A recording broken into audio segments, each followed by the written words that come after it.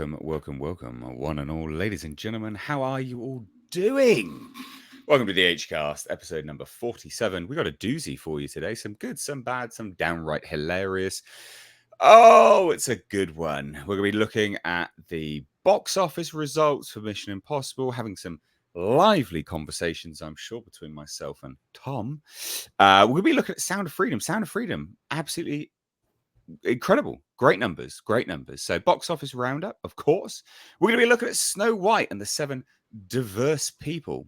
What an absolute shite show that's going to be, I'm sure. That's going to be absolutely... God, they just knock it out of the park, Disney, don't they? We're looking at Lando, Lucasfilm, absolute dire straits, Ms. Marvel, The Marvels, Marvel in general. And then we're going to end on quite a high.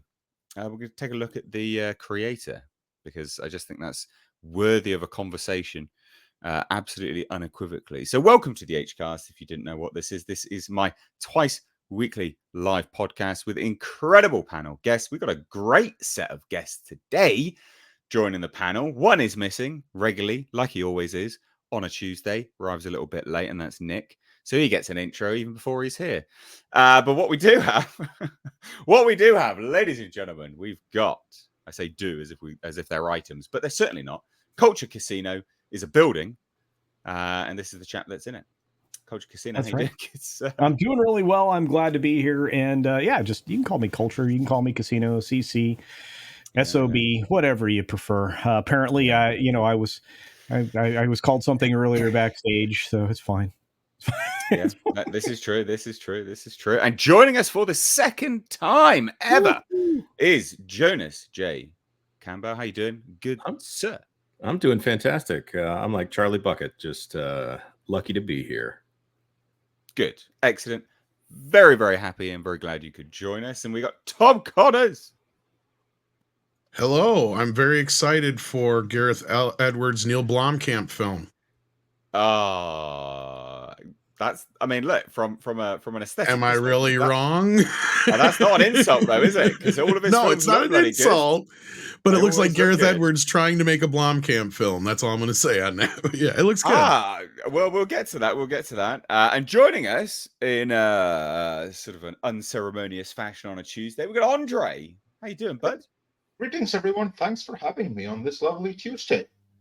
You are very welcome to join. Nice to have you here. Very, very nice to have you here. So, if you didn't know what this is, ladies and gents, like I said, this is my twice weekly podcast with an incredible panel of guests that join regularly.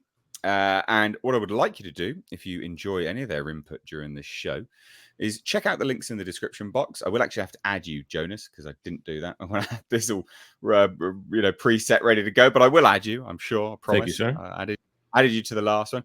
But check out everyone's links in the description box. I know Olaf will already has actually chucked your channel there in the chat. So please do check out everyone's respective or perspective channels down below in the description box. If you like any of their input, obviously over on their own channels, it's substantially more because it's them and it's their channels. But supporting them helps encourage them to come back. So if you like them here, you'll like them on their channels, and they'll probably want to stay a little bit more often as well. What I will say as well, ladies and gents, as you can see, there's a whole bunch of people chucking in super chats. This podcast is funded by you. It normally gets demonetized 9 times out of 10. They will always get demonetized. We touch on some interesting topics here and there, and it's a bit of a free flow. So if you want to support the show, you like it, drop in a super chat. It's a way to keep the lights on physically, keep the podcast running. But it also allows us some very, very, very, very, very interesting topics that do actually become their own videos on the second channel. So your super chats, we cover them quite in depth. And like I said, 9 times out of 10, they become their own video on the second channel, which you can find linked in the description box as well. But that out of the way, all of that ramble, which I need to do every single time because it is important. But it also allows more people to get a notification because, YouTube doesn't like to do that until you're like half an hour into a stream. Thanks very much, YouTube. Oh, well, you know it. We all know it. Fucking YouTube. Goodness me. I don't know. There might be nudity on the stream, and we don't know about it yet. There might be just below camera. Just below. And I It guess might be YouTube can see it, but you can't. I mean, I can't. No. I mean, they I'm might- joking you. because I'm sure you heard about the Flashcast on Yellow Flash's channel the other night getting struck for nudity. I'm like, No. Cecil wasn't even on it.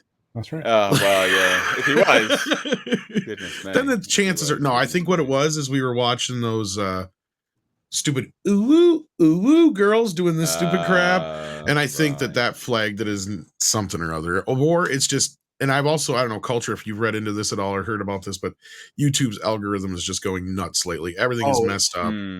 Yeah, I mean, the AI is Jesus. picking up stuff for reused content, and I'm like, okay, if you create all your own stuff, Wow. What? Shocking. Gotta love YouTube, ladies and gents. But that's where we are. That's where we're here. We're on YouTube chit chatting to you guys today. So like I said, you want to join in the conversation, super chats are the way to do it. But let's just breeze right into the first topic. The first topic is Mission Impossible. Now, Mission Impossible opening weekend, it's done 200. Is this the full opening weekend, or is this now Mondays as well? This is as of current. As of current. So I'll it refresh took in again. another like There you $400 go. odd million basically from the Monday, right? So if it was 235, 238, so close to $400 million. Domestically, 83.7, 83.8, whatever you want to look at it, million. And then 154.9, so 155 million worldwide. Look, I'm gonna give Tom the floor because I know, Tom, you disagreed with everything I said on VR. I'm not everything you guys were saying. But obviously you've heard my argument, so I want to hear yours, yeah. and then I'll sort of chip in. I want to know what you think, because you know what I think, and guys, you've seen my reports on this. I don't think it's a massive flop, but what do you think, Tom? I'll give you the floor, bud. I would never jump to massive flop, obviously. I mean, but we have another couple weeks to go before I could even say anything like that. That's pretty obvious. What I'm saying, or what I was trying to say, or to a lot of people, was this movie is pretty much playing along the same lines as every other blockbuster movie we've had this summer.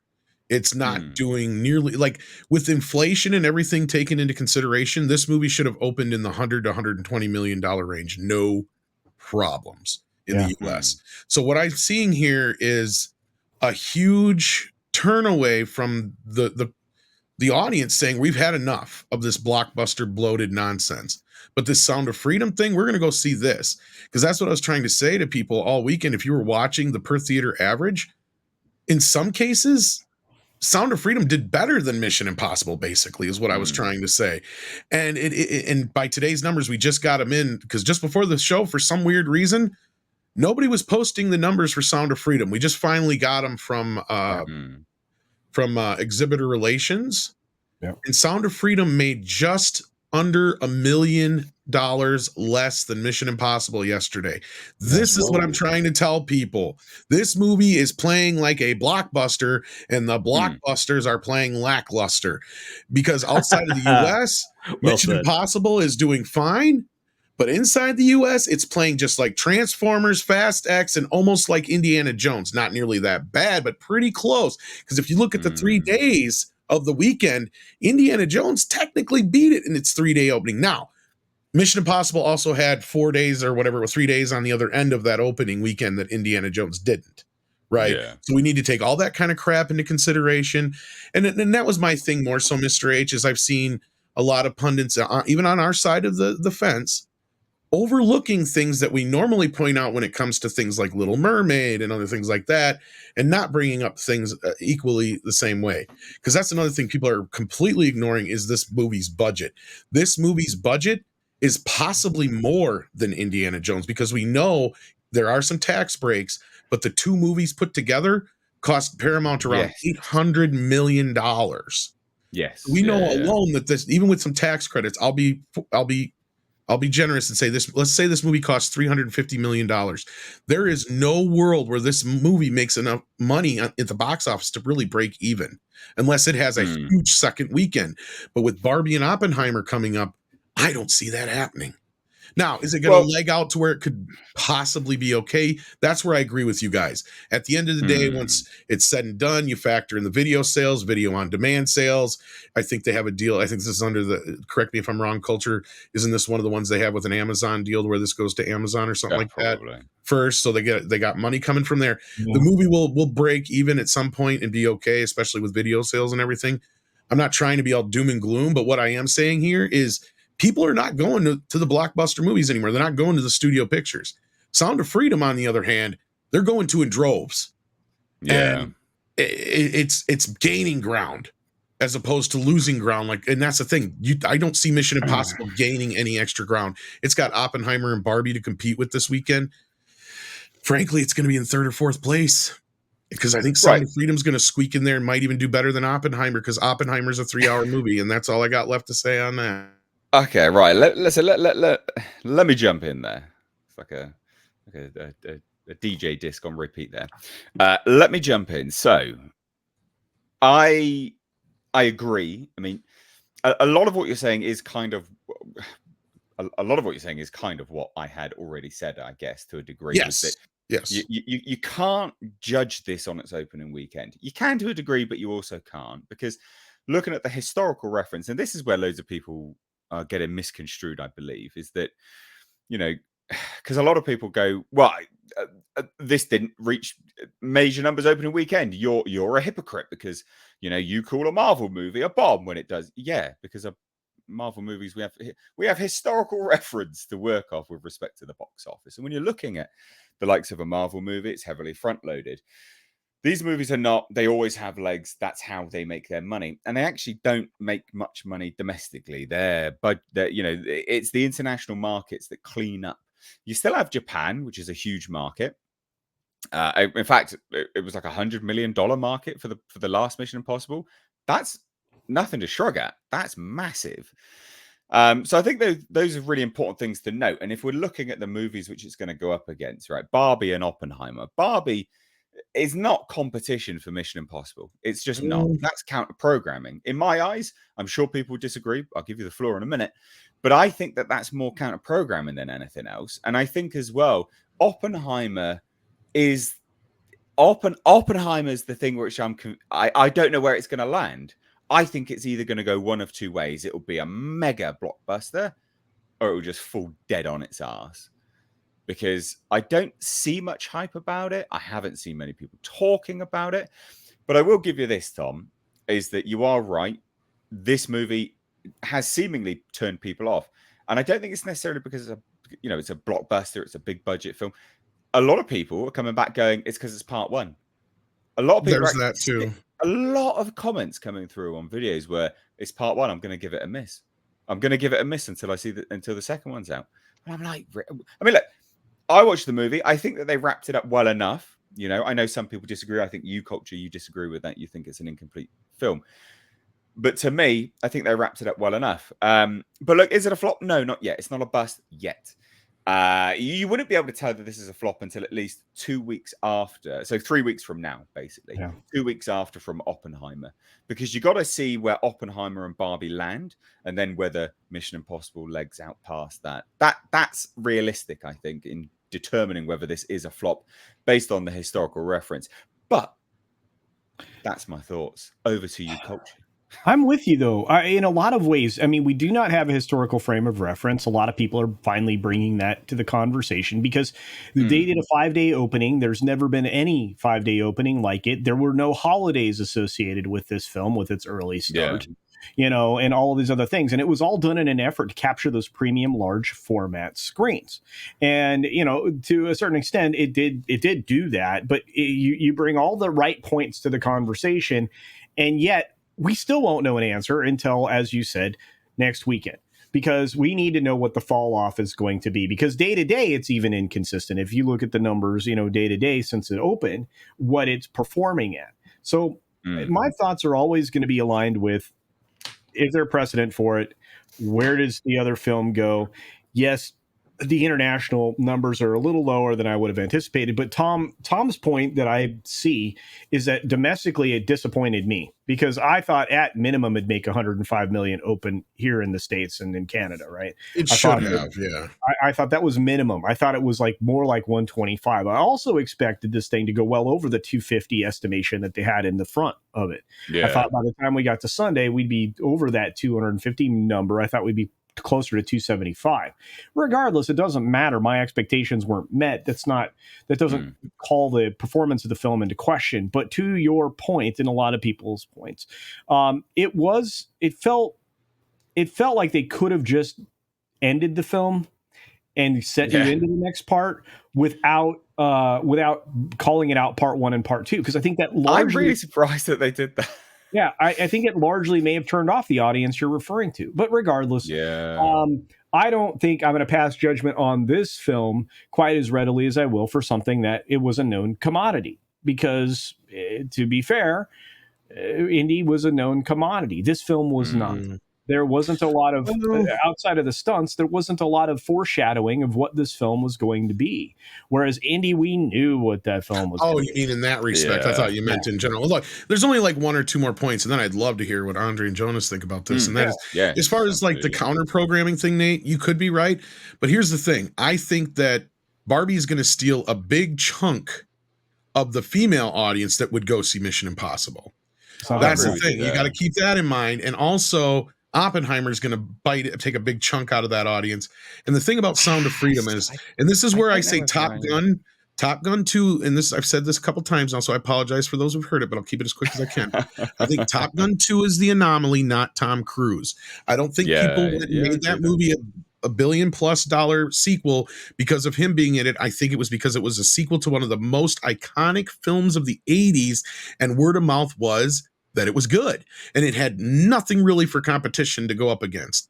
I mean, there was a few movies here and there, but it didn't matter. It just kept plowing through them. I think Sound of Freedom is going to do that similarly, because Sound of Freedom is pulling in that 45 to 55 demographic that made Top Gun 2 the hit that it was, because those are the people that don't normally get out and go see movies.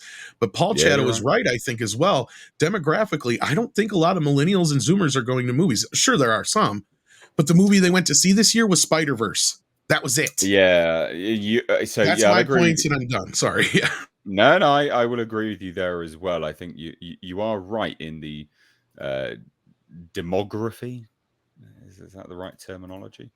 Of people going to cinemas now. Like, I mean, but I will say this, and I think it's important, is that you can't look at Mission Impossible on a domestic range, because historically it's not they have not made or broken themselves on the domestic market. It has actually been the international market.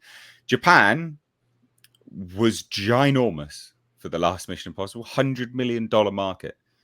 So I wouldn't be surprised if, Japan comes out, cleans it up, loves it.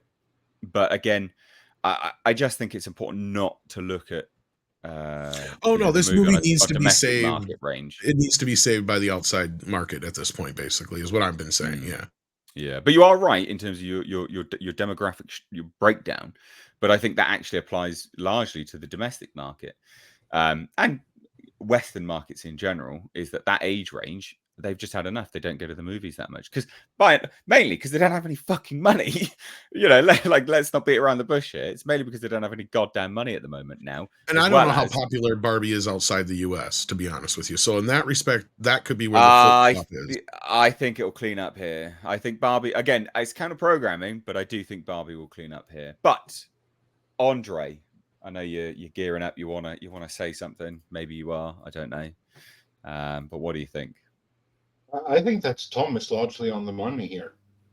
Mission Impossible has always been driven by the international market. I have to say I'm a little bit disappointed by the domestic performance of the movie. I absolutely loved it. I think this is the best of the franchise by a wide margin. But here's the thing: it's number 7, just like Transformers. There's becoming a sameness to them in the mind of the audience, And I agree with Tom in that where Top Gun Maverick was concerned, it wasn't Tom Cruise, because Tom Cruise is in Mission Impossible movies all the time. It was Tom Cruise in a Top Gun movie, which felt real, where you saw him struggle with gravity in the cockpit. It did everything the original Top Gun did back in, what was it, 86, 87, wherever. It did. This one did the same thing. And so there was like a magic perfect storm right there.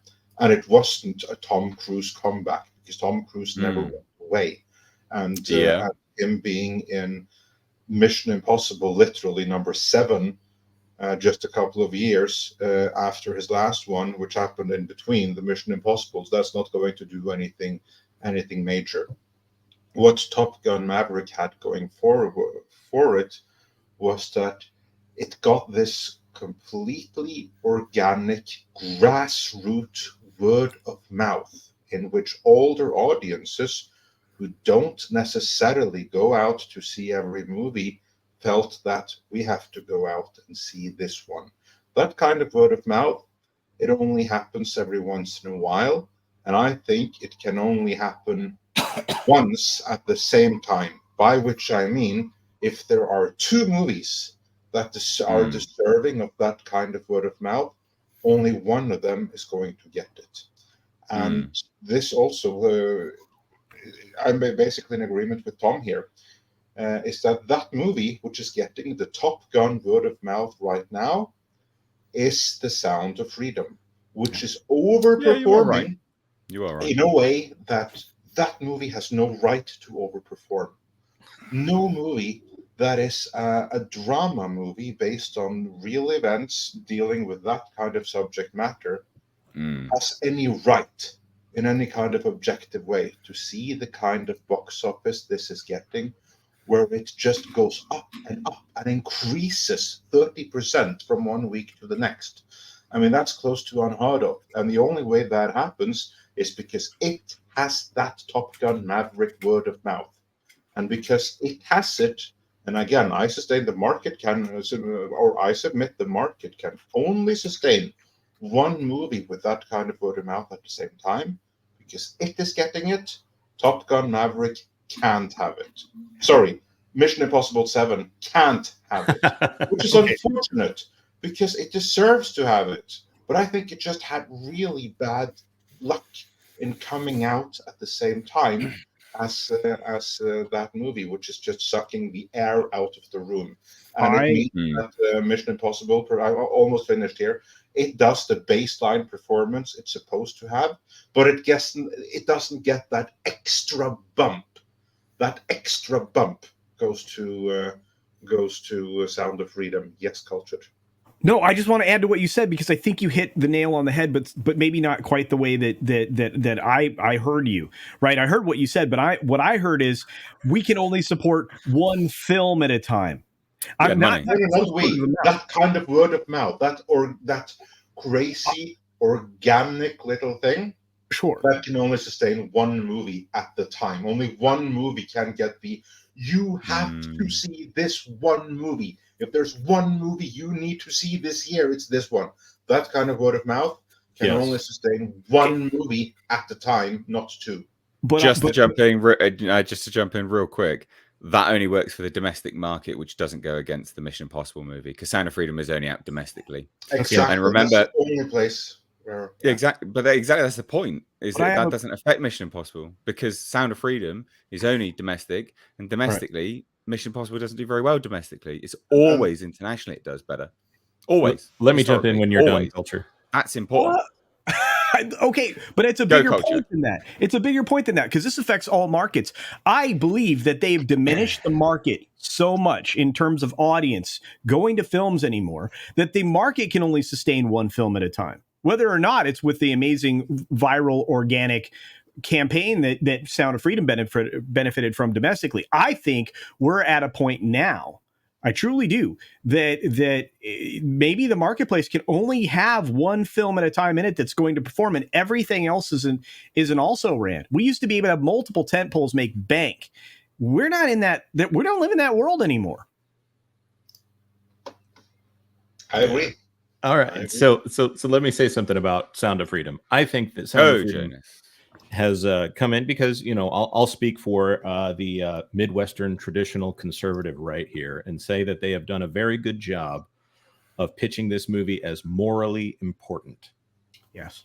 And that moment at the end. I mean, of course, in that circle, children are the most important thing. So naturally, the other side of the argument over here has done an even better job of marketing the film as saying it's no big deal. You're all a bunch of conspiracy theorists. And the underlying message there is let us do whatever we want to your children, right?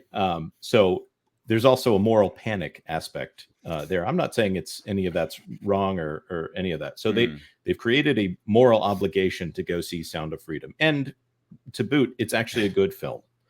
39% up. On Well, this top is of just that- Fridays. Yeah, sorry, go ahead. Yeah. On top of that, Mission Impossible right now is 2 hours and 43 minutes. Yes. That is a huge obligation when people are not sure if they want to go to see a movie right now. I'm thinking to myself, I'll catch Mission Impossible when I can, because I'm thinking it's going to be in theaters for a lot longer than Sound of Freedom, because I think as soon as Sound of Freedom drops, it's out of theaters because they don't have the big distributors backing them up. I also don't know where that movie is going to end up. I'm speaking as a generalized customer here. So and Barbie and Oppenheimer, okay, yeah, there's maybe some people that are going to walk into that blind, but I think Christopher Nolan, the idea of going to see a Nolan film, I think he got a big boost from being attached to Batman, and then Interstellar and Inception. I think the luster to general audiences has fallen off since the pandemic, and Tenet was used as fodder. I'm just not sure he's got the pop cultural appeal he needs to market a film about the nuclear bomb. But they hasn't marketed it. You're actually completely right, is that it hasn't been marketed. I mean, what's the marketing? What's the story? No one knows. That the marketing is awful for this film. Well, it's based on that 05 biography, right? The American. Well, it's got the Barbenheimer thing going for it. They are doing pretty well. They're even selling like a double. Oh yeah, but they're doing like what do you call it? Double bills or whatever. Like a Go see Barbie, and a lot of them are selling out already, I guess. So yeah, well, it's like the beach party thing I'm going to tomorrow. Well, and people are making it like a date night thing, right? Like you go see the one movie for the guys and one for the gals. Yeah, you know, it's just yeah. Well, I don't want to sort of digress too much from the main point of Mission Impossible. But so where are we thinking? Because I think, Andre, you got valid points about Sound of Freedom and one movie with word of mouth, but I think the point of that's only a domestic thing. I would agree wholeheartedly if that was like worldwide, but Sound of Freedom's only out domestically. And worldwide, Mission Impossible is doing just fine. It's doing what it's supposed to. It's just the only place where it's struggling is domestically, where it's up against the Sound of Freedom and the word of mouth of Sound of Freedom.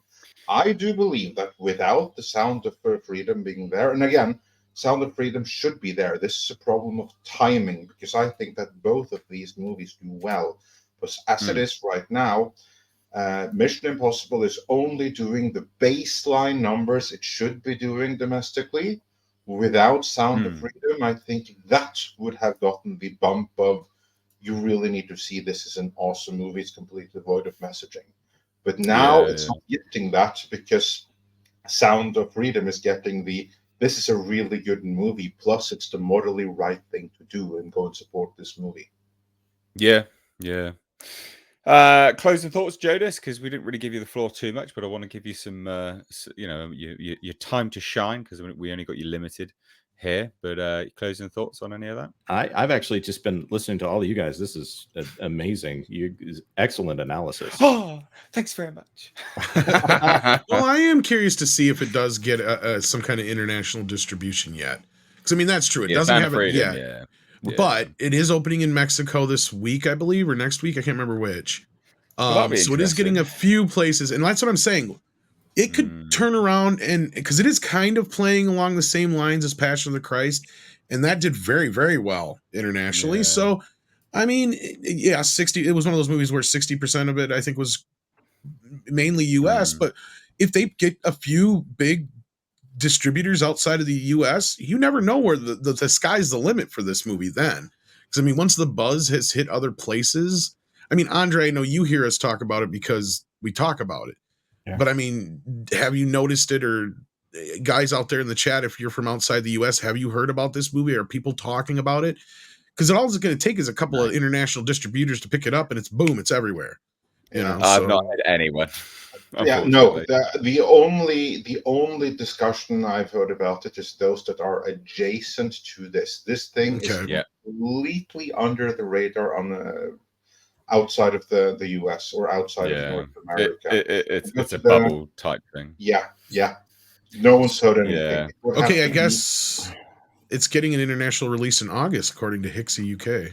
Well, okay, then you mean it's getting a UK release in August, because this is a movie that's going to have to be bought by lesser distributors in each and every territory. So many places around the world will never get this movie. Like, for instance, in the Scandinavia, I would imagine that SME, Star Media Entertainment, they're probably going to pick it up. So it's going to be like the same thing. It's going to be like smaller, minor labels that pick it up around the world. And the countries where no such label will pick it up, they're not going to get a release. It's as simple as that. And they can try to sell it on, this was the biggest thing in America, but you're not going to be able to get that kind of grassroots movement in the US that you have anywhere else. And the reason for that is the Bible Belt and the strength of the churches that you still have in America, where the churches will actually go out and say, you all need to go and see this, where you have like this whole faith-based thing. You don't have that anywhere else. So this movie, this is not going to be an international success the way that that it is in the States, because there it's a pure grassroots movement, and you won't be able to replicate that. Internationally, this is going to be linear forever all over again, meaning it's going to get awards, it's going to get attention in all of the proper film cinematic buff circles, and public at large is not going to care. It's real quick just to mention, Sound of Freedom is just shy of $100 million. It is $90 million. It'll do that for sure. Yeah, guys, so we're gonna shuffle on because we've only got Jonas for a short amount of time. So guys, everyone in the chat doing the super chats, amazing. Thank you so much. Super chat, super stickers, it goes a long way. We're gonna get to them, but I do only have Jonas for a limited time, so I want to get to the next topic because I want to get his thoughts on this one particularly, because this is going to be hilarious with quite a large panel. It's good, it's funny, you'll love it. I promise. It's in the title, so we will get to it. But like I said, we will get to the super chats and things. But if you've got anything specifically for Jonas, for anyone else, we'll get to it. Okay, but yeah, we're going to get to it. So next topic, it's in the title: Snow White and the 7 diverse people. Now they're bandits. They're bandits of something. So no, that's what they said. Oh, they really is. Well, oh my god! Right, we'll get to that. I didn't. That's what I said. So they're not Robin Hood, motherfuckers. Well, what this is, ladies and gents, and I think this is the hilarious thing about this is that basically, I think it was the Daily Mail originally released some leaked images of what is arguably, I mean, it looks like a school panto, right? It's absolutely shockingly bad. This movie will have a budget of easily about $200 million, maybe even more. So for it to look this bad, I mean, good God, is it bad? But they released these images, and then Disney came out and denied it. And then they came out and literally said they're fake. And then they came out and corrected themselves and said, no, actually, they're just from promotional photos, and they're stand-ins. Yes, so they're real photos then, aren't they? And they really do depict what the film is going to be because they're for promotional photos. So let's take a look at this. Culture, if you could just sort of scroll down through this, we get to some of the get to the photos anyway, because these are pure gold. And this movie's been mired in controversy from the very start. Let's get to the photos. Look at this. There's one dwarf, right? And this was part of the main controversy because Peter Dinklage came out and basically said it's backwards that you're going to hire dwarfs to play dwarfs. Look, mate, they're not actually dwarfs. Okay, they are actually, this is fantasy fairy tale land. They're basically mystical creatures. And so a bunch of actual dwarfs in real world were like, Peter, mate, shut up. You can't be the only big boot wearing dwarf in Hollywood. We all want to, get acting roles here. So Peter Dinklage had the dwarf community, whatever that is, but it's quite a small community. Oh, fuck it hell. Demonetized. Anyway, but I bet so the dwarf community were really, really annoyed with Peter Dinklage for that because it's a tiny community. I mean, it's fair to say. Well, it's not very far and wide, is it? So the dwarf community were really annoyed with Peter Dinklage because obviously he cost them a bunch of jobs. And now you've got women as well. I mean, this is just a joke. You're butchering a fairy tale. It didn't really go very well for the Little Mermaid. And now you got this. And then they denied it. Scroll down again and show Snow White. Snow White. Snow White people here, man. Yeah. Snow White there. Look, at the end of the day, I don't begrudge anyone for taking a job. Good on them for taking a job and getting a job. It's not on them that they were hired for this. But this is Disney. Disney just perpetually destroying properties left, right, and center. What do we think? Jonas, I'll give it to you first, buddy, because this is hilarious. The fact that they denied it and then had to come out and say, no, it's actually real. Oh, my. I mean, God. Valiant, my good friend Valiant, pointed out that the drones that they have in some of the production photos there are $20,000 drones. So this isn't a fan production here. If these are fans, then Disney better look out. Also, you can't quite see him. He gets cut off in this picture, but I've said it before. That guy looks like his cabin is in FBI storage. That tall fellow in the back with the long beard. Oh, you mean not Gandalf? Yeah. Yeah, the hippie who looks like he walked onto the set. What is he? Is he wearing like a hoodie? What's he got around his? Oh my God! Yeah, he looks like he's got a manifesto. He definitely him and Kaczynski, right?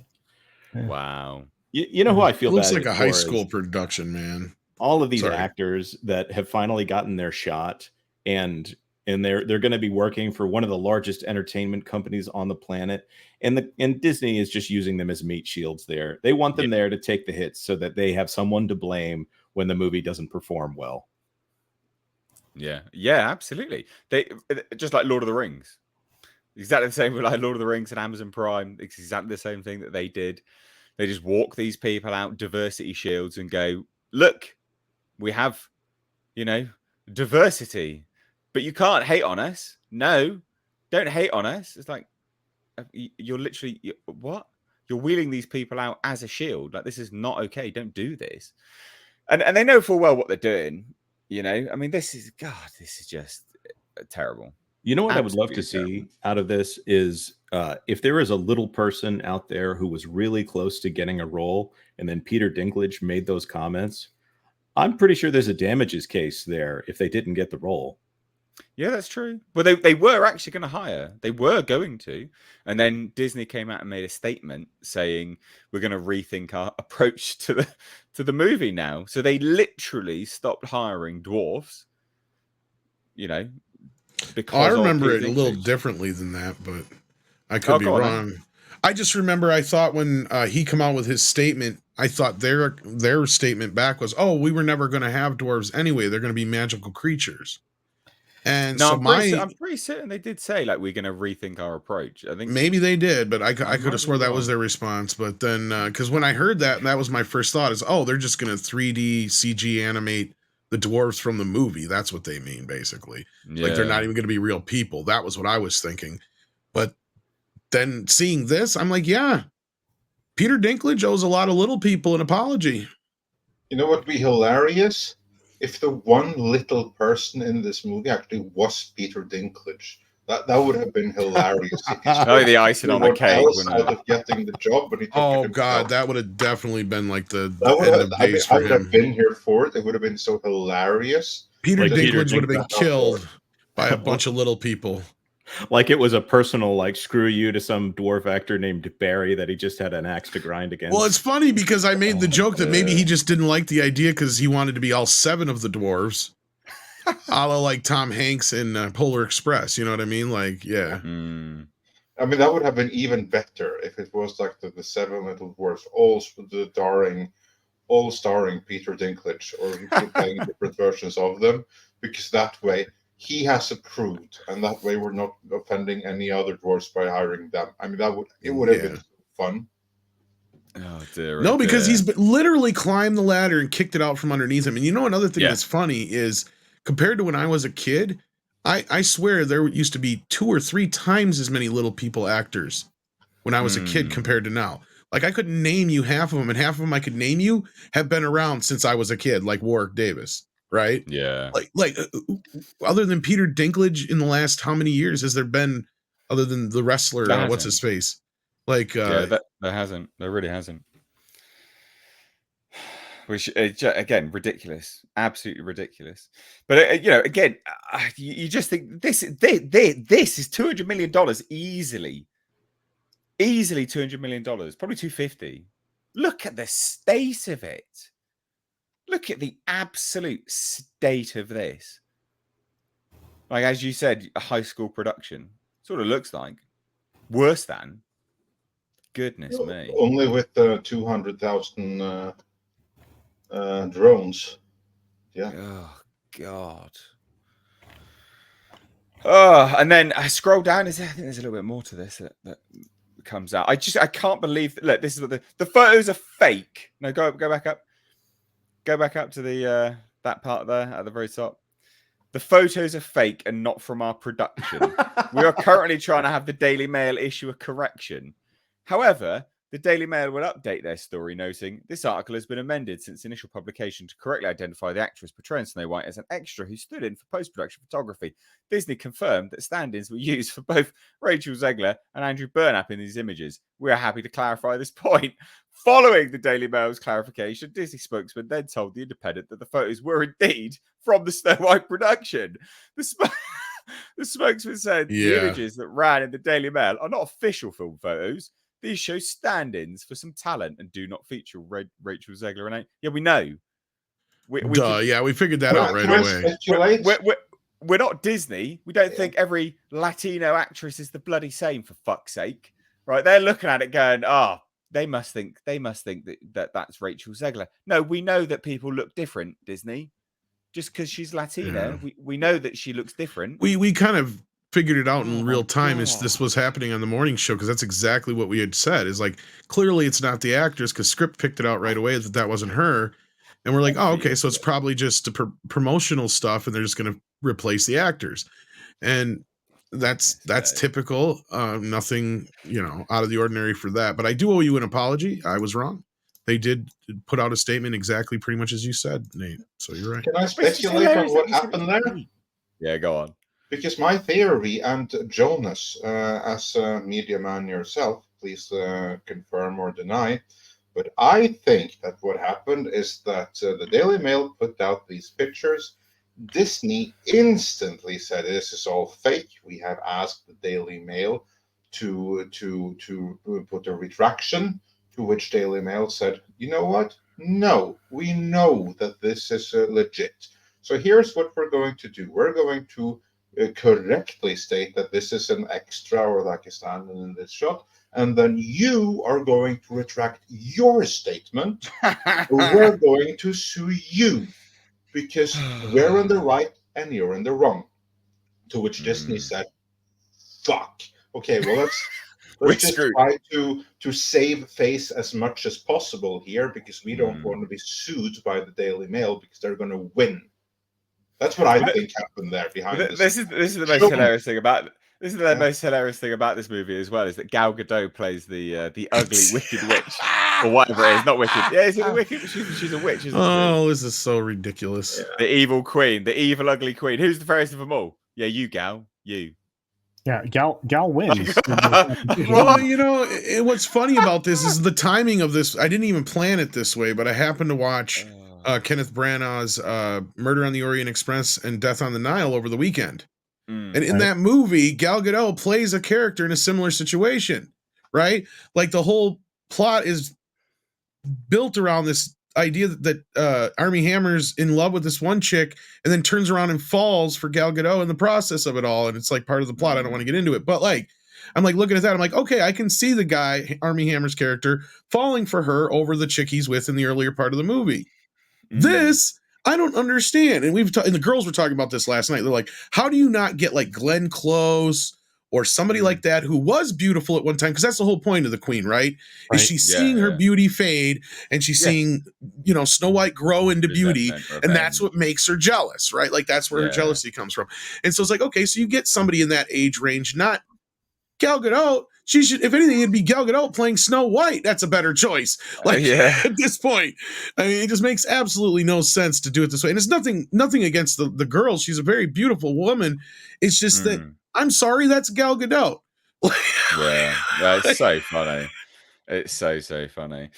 Listen, guys, we've only got Jonas for like another sort of 5 minutes, so let's get us some super chats real quick that I think could be quite good for him to sort of take a look at as well whilst he's here. But yeah, Snow White, it's not. It's going to be a bomb, isn't it? Let's be honest. Let's get real here. Totally huge bomb. What I laughed at harder is that it's actually going to be theatrical. I thought it was Disney Plus. Sorry, Andre. Nope. Yeah, no, this is again, this is not another rewrite of history directly, but it is another rewrite of European mythology, which is tantamount to another Cleopatra level rewrite of history, isn't it?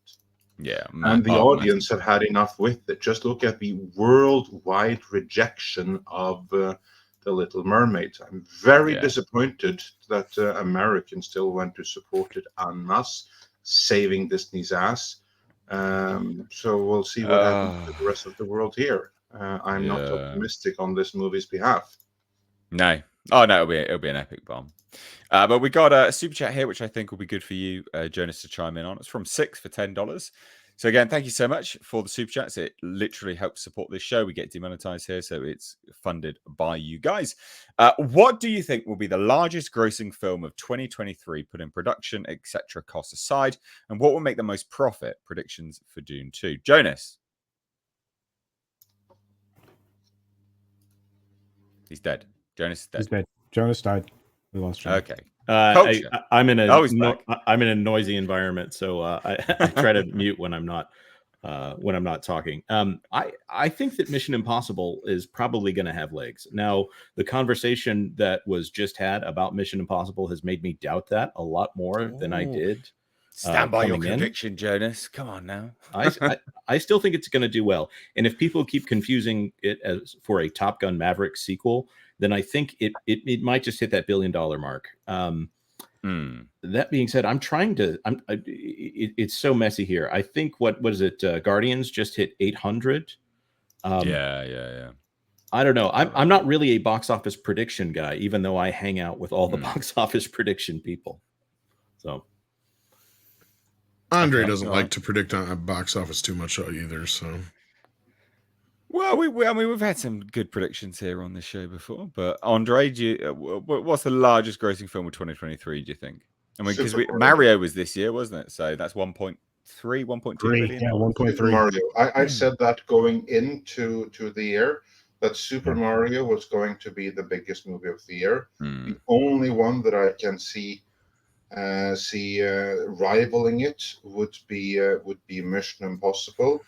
But the chance of that closed with this opening in the US. It didn't open big enough. Okay. Doesn't matter what kind of word it has, it didn't open big enough to rival it. Okay. Super Mario was going to be the biggest movie of the year. And Dune doesn't have a chance in hell of rivaling Super Mario. That's just not happening. No. We have that's a weird thing about the box office this year. We have some very niche films that are given tentpole treatments this year. I think there's only one movie that has a chance to beat Mario. You're talking about Barbie, aren't you? Yep. Oh, you're so wrong, dude.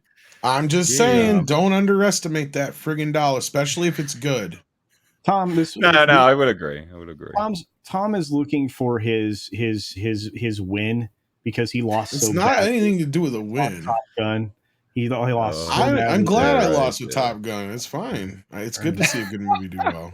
Is desperate. to Culture, get in. what's your prediction? It's then? kind of like people think I have this vendetta against Mission Impossible. No, I don't. I just am saying what I'm seeing here, and that is the death of the blockbuster happening right before our eyes. Oh, that's true. That's true. That's why I said there's the market can only support one mega film at a time. Just write that down because I'm going to be right for the rest of time, or at least probably my lifetime. But Andre, I think I'm with Andre. I think I was with Andre from the very beginning. Super Mario was gangbusters, 1.3 billion, killing it. Probably gonna, even earn more. I mean, once you add in all the digital media sales and everything else, that thing is just a blockbuster. Then you have a huge future for all of the films associated with it, but we'll set that aside. Then I think I agree with Andre. I thought Mission Impossible was the only film that could have competed with it at the box office. Now, with performance, I still think Mission Impossible has a decent chance to get to $1 billion, but I don't think it'll get the number 1.3 billion. I think that's still going to belong to Super Mario Bros. And I'm going to tell you right now, as much as I love Dune, I am a Dune guy. I am your guy for Dune, right? I am not nerd cookies, but I am good when it comes to Dune. And I'm going to tell you that is not going to make $1 billion this year. Nope. In fact, No, it won't at all. Niche film. It's a niche film. And the budget's quite high as well, in fairness. Oh yeah. So, Well, Dune is about to get exposed, and I'm a Dune dude myself. I love Dune, but that movie, it cost way too much. And if there was one movie that actually benefited from the lockdowns, it was the first Dune, because that gave it an excuse to underperform. Yeah, and another thing we got to keep in consideration here is what movies are going to end up getting pushed now because of the strikes. Because I've already heard some rumblings. I've already heard a few rumblings about things that they're talking about pushing off now. I wouldn't be surprised if Aquaman gets pushed off to next year now if they're doing reshoots. Yeah, that was something which was rumored. Well, and they're gonna they've already got it put right up against Wonka, which makes absolutely no sense why Warner would even do that. But yeah, that film's gonna bomb hard. Holy cow! Well, it probably will, but the point is they're not going to want to put Aquaman 2 weeks out from that. But anyway, moving on. Well, yeah. Listen, so Jonas Madood, you need to disappear, but the floor is yours to plug yourself, hype something up, go on, promote, show yourself. Oh, all right. Well, I'm an investigative reporter for thatparkplace.com, and I'm the producer of the Pro Show, which is Thursdays 5 to 7 p.m. Eastern Time. Which any of you gentlemen, of course, welcome at any time you'd like to come on. I did reply to your DM. So. Oh, wonderful. I didn't bloody read it. God. Sorry. I wanted to pretend like it was a surprise. No, I read it. I'm excited. Good. And I have a channel called Everything Woke, where I go through especially Disney content and point out all the weird and creepy ideology they're trying to stick in children's shows. And my goodness, I've got a backlog of things to get through there. So subscribe, stay tuned, all that. Now, Bob told me that was preposterous. Yeah, they definitely don't do anything like that. Well, thank you very much for joining, Jonas Madood. Do appreciate it. And obviously, can you say goodbye in my favorite voice? Well, I usually don't just say goodbye. I try to say, let's get busy living or get busy dying. Thank you very much, gentlemen. Ladies and gentlemen, Morgan Freeman. Thank you, Jonas. I was just watching Shawshank when I was. I love that movie. That's a great. I don't know what that lady was singing about, but all right. See you guys later. Take care, man. Peace out, buddy. I love you. Take care now. Oh, man. So let's get to some more super chats. We're going to blitz through some of these. Addison Smith for $4.99 says, the drinker has the dog camera. What if you set one up for Jasper Cam? I don't know what he means by this. Are you in the Drake your friends? I don't really know what. I don't know what he means, or is he asking if I'm friends with the drinker? I don't really understand what that is. So I think that was probably I think that was like autocorrect screwing things up. Awesome. I mean, I was on Drinker's podcast 2 weeks ago now. I think it was. He's a good dude, like him. So are we friends? We're friendly. Put it that way. I don't know him enough to say, oh, he's my buddy. I don't know him enough, but he's a good dude. Always happy to drop on his streams and stuff like that. He's good at what he does. Yeah. In terms of a dog cam, can't really do that because Jasper buggers off all over the place. Because like, he you set it up does. one place, he'd be like, I don't want to lay there no more. No, that is legit what will happen. So I can't. How about a Datsun cam? Just put a cam right on the Datsun. Well, it's actually, I could do that. That'd be good. Yeah, that's my other love of my life, the car. So yeah, I could do that. Anyway, thanks for the super chat, Addison, my dude. Another one here from Addison. It says, Mr. H, explain to me why Japanese people do not like gore and other R-rated stuff. I do understand why they don't like four-finger hands. Why do they sense of gore? So I will say this. One, massively appreciate the super chats, my dude. You've been contributing a lot. I didn't know they recently had a on problem streams. with it. They actually don't. So if you look at I was gonna Japanese say, manga yeah. and anime, it is the most brutal and disgusting. And Junji Ito is horrific. Like it is. I mean, Akira for starters. I mean, people are just guts exploded everywhere. Well, beyond that, Nate, like growing brutal. up, what's weird is my parents wouldn't let me watch stuff like Friday the 13th or nothing like that, but I could watch kung fu movies, and guess what? You'll see just as many heads getting chopped off in a kung fu movie as you will in a Friday the 13th movie. I mean, you look at Kill Bill, that was an homage. Sorry, I know I just call them kung fu movie, martial arts films. That's probably the better say. No. We all knew what you meant, but I mean, you look at Kill Bill, that was an homage to those kind of absolutely, films. And absolutely. The blood spraying everywhere was there for a reason.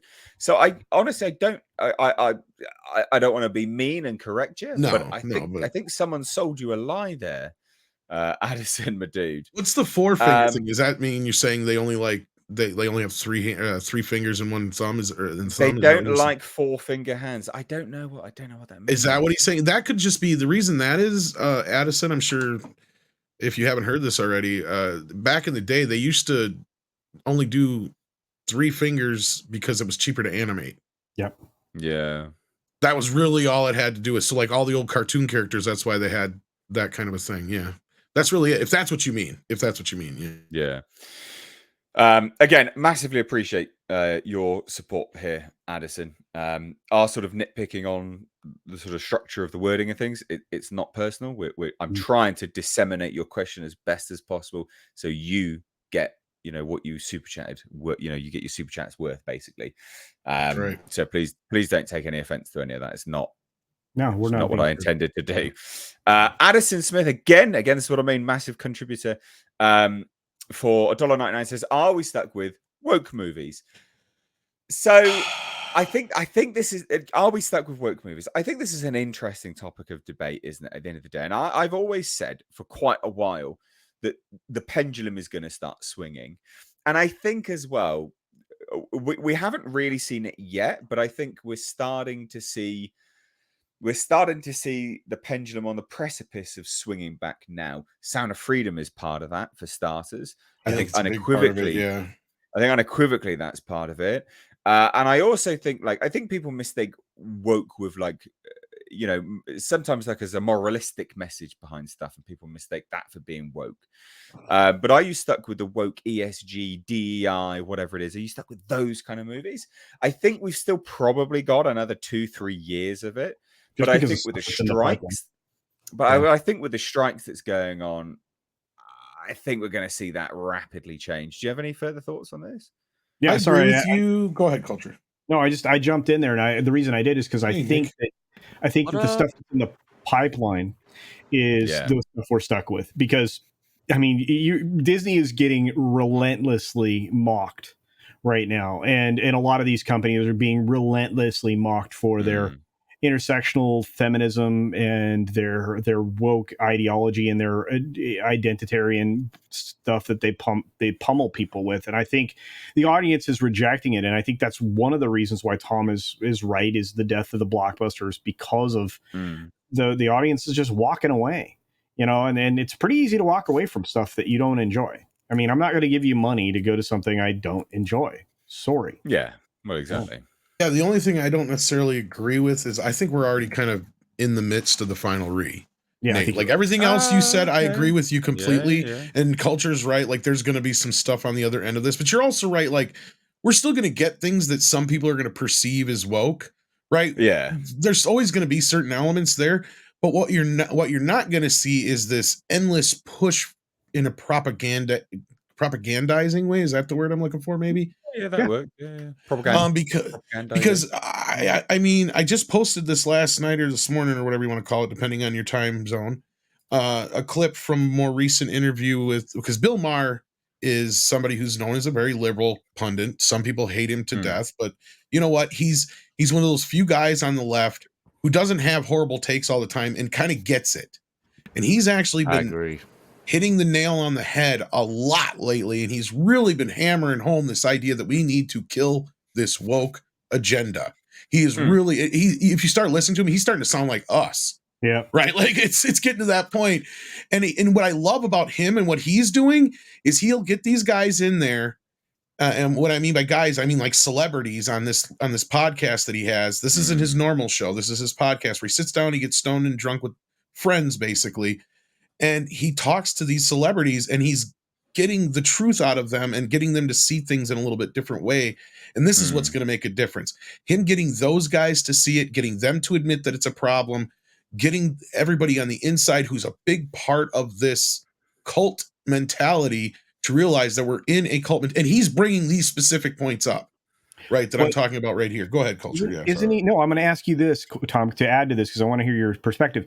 He's basically drafting off of Joe Rogan at that point, right? Possibly, but my point is that he is somebody who's right on the cusp or outside of that group, to where if he's getting them to talk about it, they are going to be talking about it. People on the inside are going to be talking about it. As soon as these celebrities start to realize that this is not working and people dislike this kind of stuff, then it'll start to change, because those are the ones who people are going to keep following in Hollywood, right? Because that's the thing. A good portion of these people, at least 50, 60, 70% at best, are probably not even in line with most of this stuff or don't agree with it. But the one thing we all hear the most, and I'm sure you hear it, Nate, from people you talk to, and I know Nick and Andre and Culture and I, we've all talked to certain people inside the industry and around the industry, and a lot of them all say the same things. They've had enough of it, but they're afraid to say anything. They can't say anything because if they go against one person who's higher than them, that person will end them. And that means you're done. You're out of the building. You will not get another job anywhere in Hollywood because they will send a message to all their little woke friends not to hire you. And it's happened to certain actors, but it's getting to a point where there's some actors that are kind of pushing into it. And you're right. The pendulum has started to swing. Sound of Freedom is almost like a swing in a far direction to the right. And I've come to a point where, and Andre kind of knows what I'm talking about, where I've started to compare that movie to the way things were in the late 60s, early 70s, when we had movies like Dirty Harry and Death Wish start to come into play. And Hollywood and the critics didn't like those kind of movies, but the audience did, right? That was the big difference. When was the last time you saw James Wood in a movie, Tom? That's a great example of people that are suffering from this, right? Like there has been a lot of actors who are very bankable stars, who are very, good actors like James Woods and others, who are not being used right now in Hollywood because they don't go with, their agenda. Yeah. Andre, are we? I think that's starting to change, is what my point was. I think that Tom summed up perfectly right there. I don't really have anything to add, because here's like the thing: the wokeness, it didn't come on its own. It wasn't natural. It was never organic. It was always funded.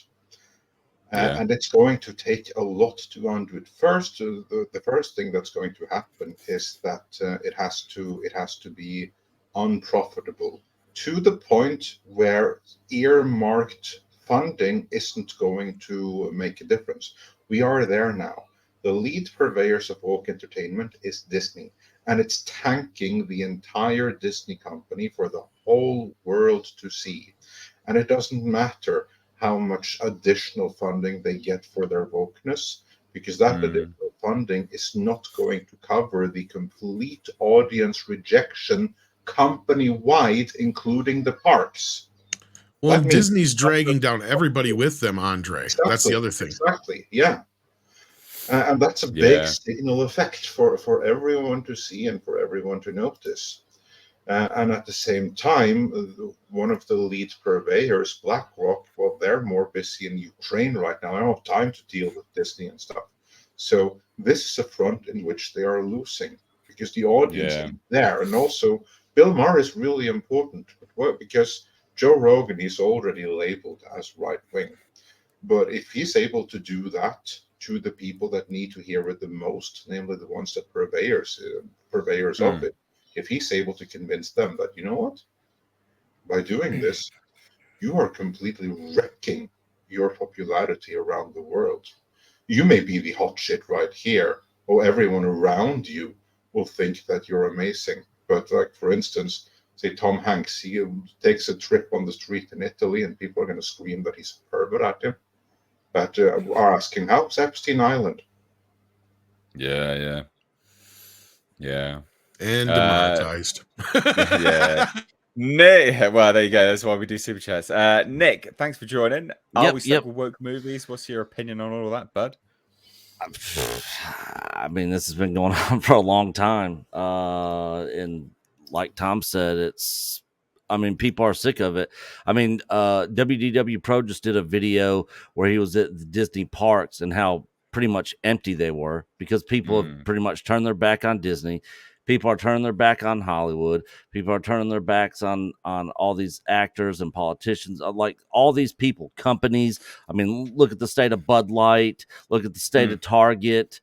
I mean, it's a cancer in the world. It's not just here in the U.S. This is a worldwide cancer that needs to be rooted out at the root of it. And, it's going to take people like us here, everybody in the chat, and people around the world to stand up and put their foot down and say, no, I'm not going to support this.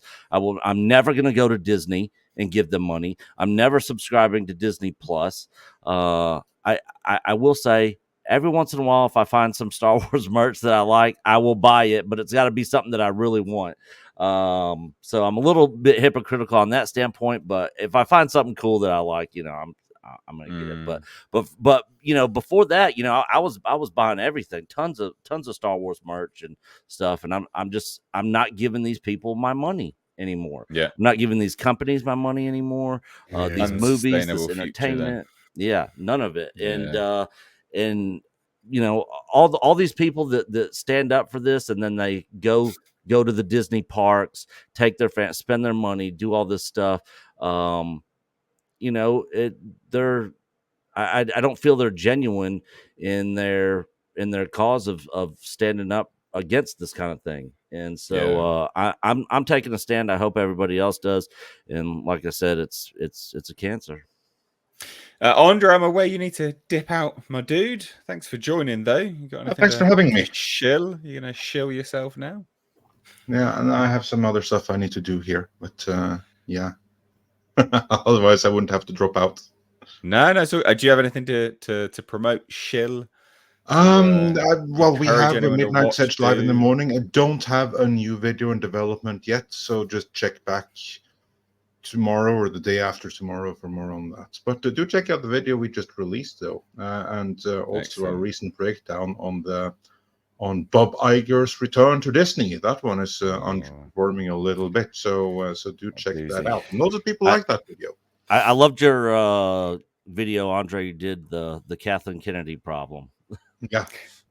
Great video. Oh, dear. Well, thanks for joining, Andre, my dude. We'll catch you again on Thursday, hopefully. So hopefully. I plan to be here on Thursday. There is a chance I won't be able to, but then at least I was here today, so I was here this week. Exactly. All right, dude.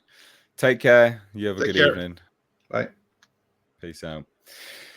Oh, so we do have a membership milestone as well. Daryl Brewer for 8 months support level 1 says, how much of the influx of people going to Sound of Freedom may be from the negative publicity being spread? I would say a lot of it as well, actually. Yeah.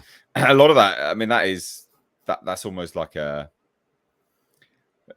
badge of honor in this day and age, having something like that happen. So yeah, I would absolutely say a lot of it.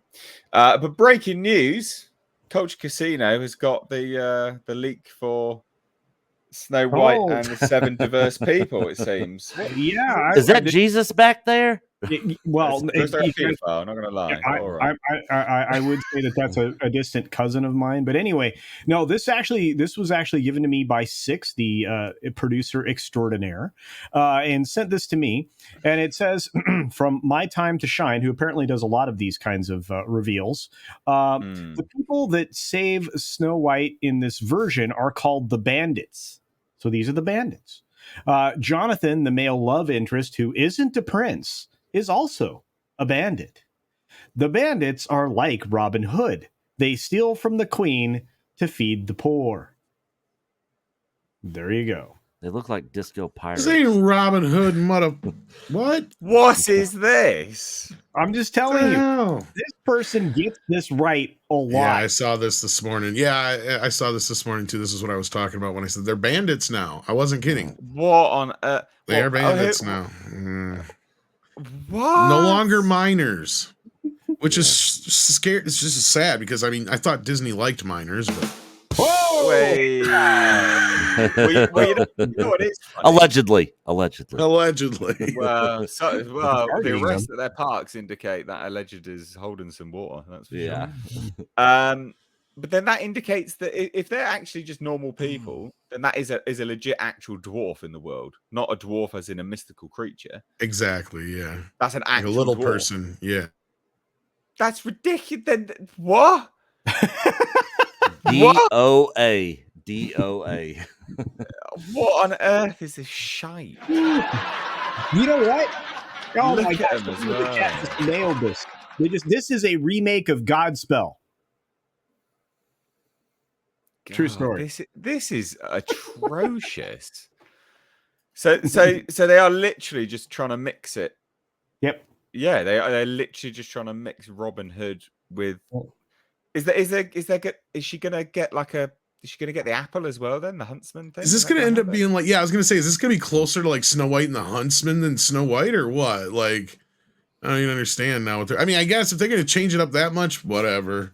Like, which makes absolutely no sense to me because isn't that kind of like part of their whole thing with wanting to do these movies to evoke the original Disney classic but in a new form? Yeah. Like, and I brought this up last night on Toxic Femme because the girls were going off about it a little bit, and I'm like, look, you guys are within the rights to say what you want to say, and it's not racist to say it because they did Pinocchio, and regardless of how bad that movie was, Pinocchio looked exactly like he looks in the original 1930s film. Yeah. He's just 3D CGI, right? Like, so what's their excuse here? This is getting to be too, yeah, anyway. Well, how they?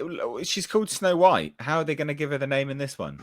That's the other thing I said. It's not like White is her last name or something, you know? It's like,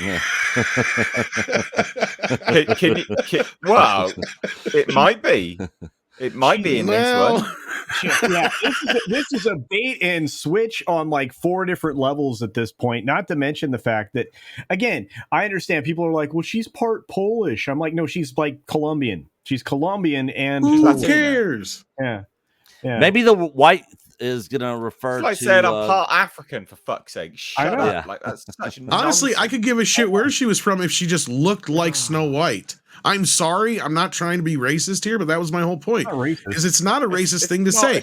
It's not what racist, she the looks like. character's It's a complexion. main part of the character. Like she has It's called Snow White for a skin as reason. white as snow. Yeah. Yes. You know, somebody, I think it was Drinker that did the entire thing in German from the origin of the The character. original one, Yeah. which I know doesn't the original story have like most of them a sad ending? Like, doesn't she die in it or it's some dark shit? AF, dude. I mean, the Say chicks are most of the heroes die in most of those the old. chicks are chopping their toes off in Cinderella to put their feet in. I mean, there's Yeah, I some remember that. crap Yeah. in this stuff.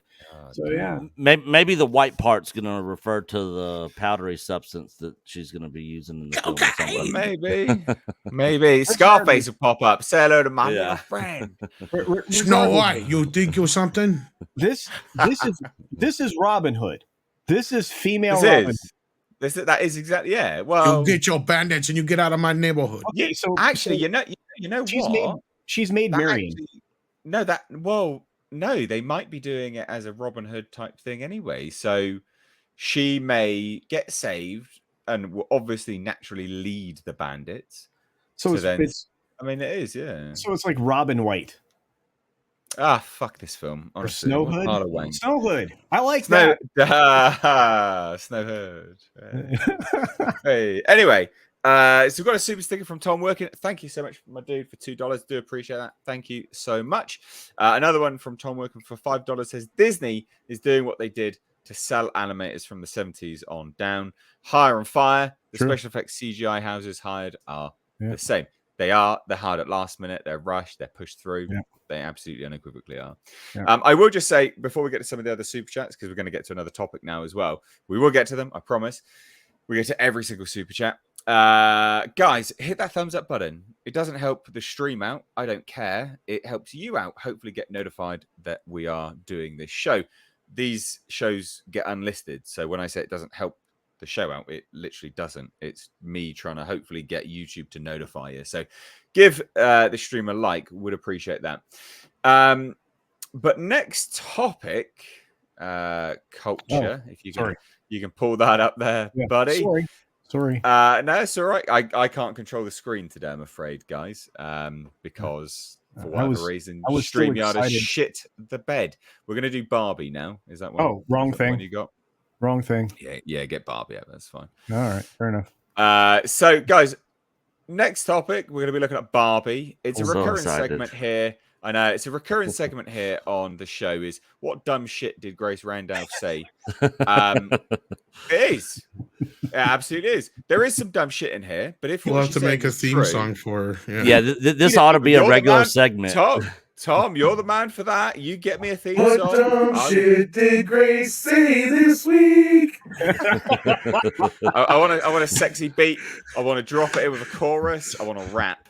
Let's do it, Tom. Make it happen. I'll see what I can come up with. But anyway, like I said, the recurring segment, what dumb shit did Grace say?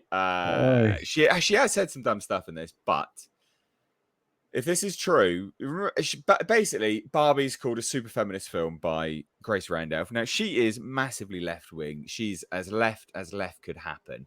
So if she thinks this is a feminist film, this is the bad type of feminist film. And I know loads of people go, what do you mean by bad? Everything's bad. No, like you could be like, it's dependent on your perspective of, how you're perceiving the word feminism. Because feminism could just be like, it's a girl power movie. That's not intrinsically misandrist. And that's the bad type of feminism. But this sounds like it's going to be fucking terrible. So scroll down. Let's see her tweet. And we'll see what dumb shit Grace said. Because there was some dumb stuff in here. Stop it there. Barbie was one of the greatest films I've ever seen. All right, there, straight away. Have you never watched Shawshank Redemption, love? What are you doing? Culture's seen it just now, in fact. That's right. This You is just one of the now saw it? This is one of the best films she's ever seen. She's on some drugs. Ever. I mean, well, obviously, that's for her mental faculties to work on par that they do. But I mean, what is this? What is this? What are you really? This is the woman that thought Super Mario Brothers was not going to last till Friday.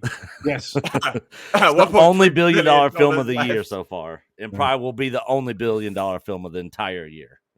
Oh my god! So, anyway, and then it is super fun, super feminist, and I could watch it on a loop.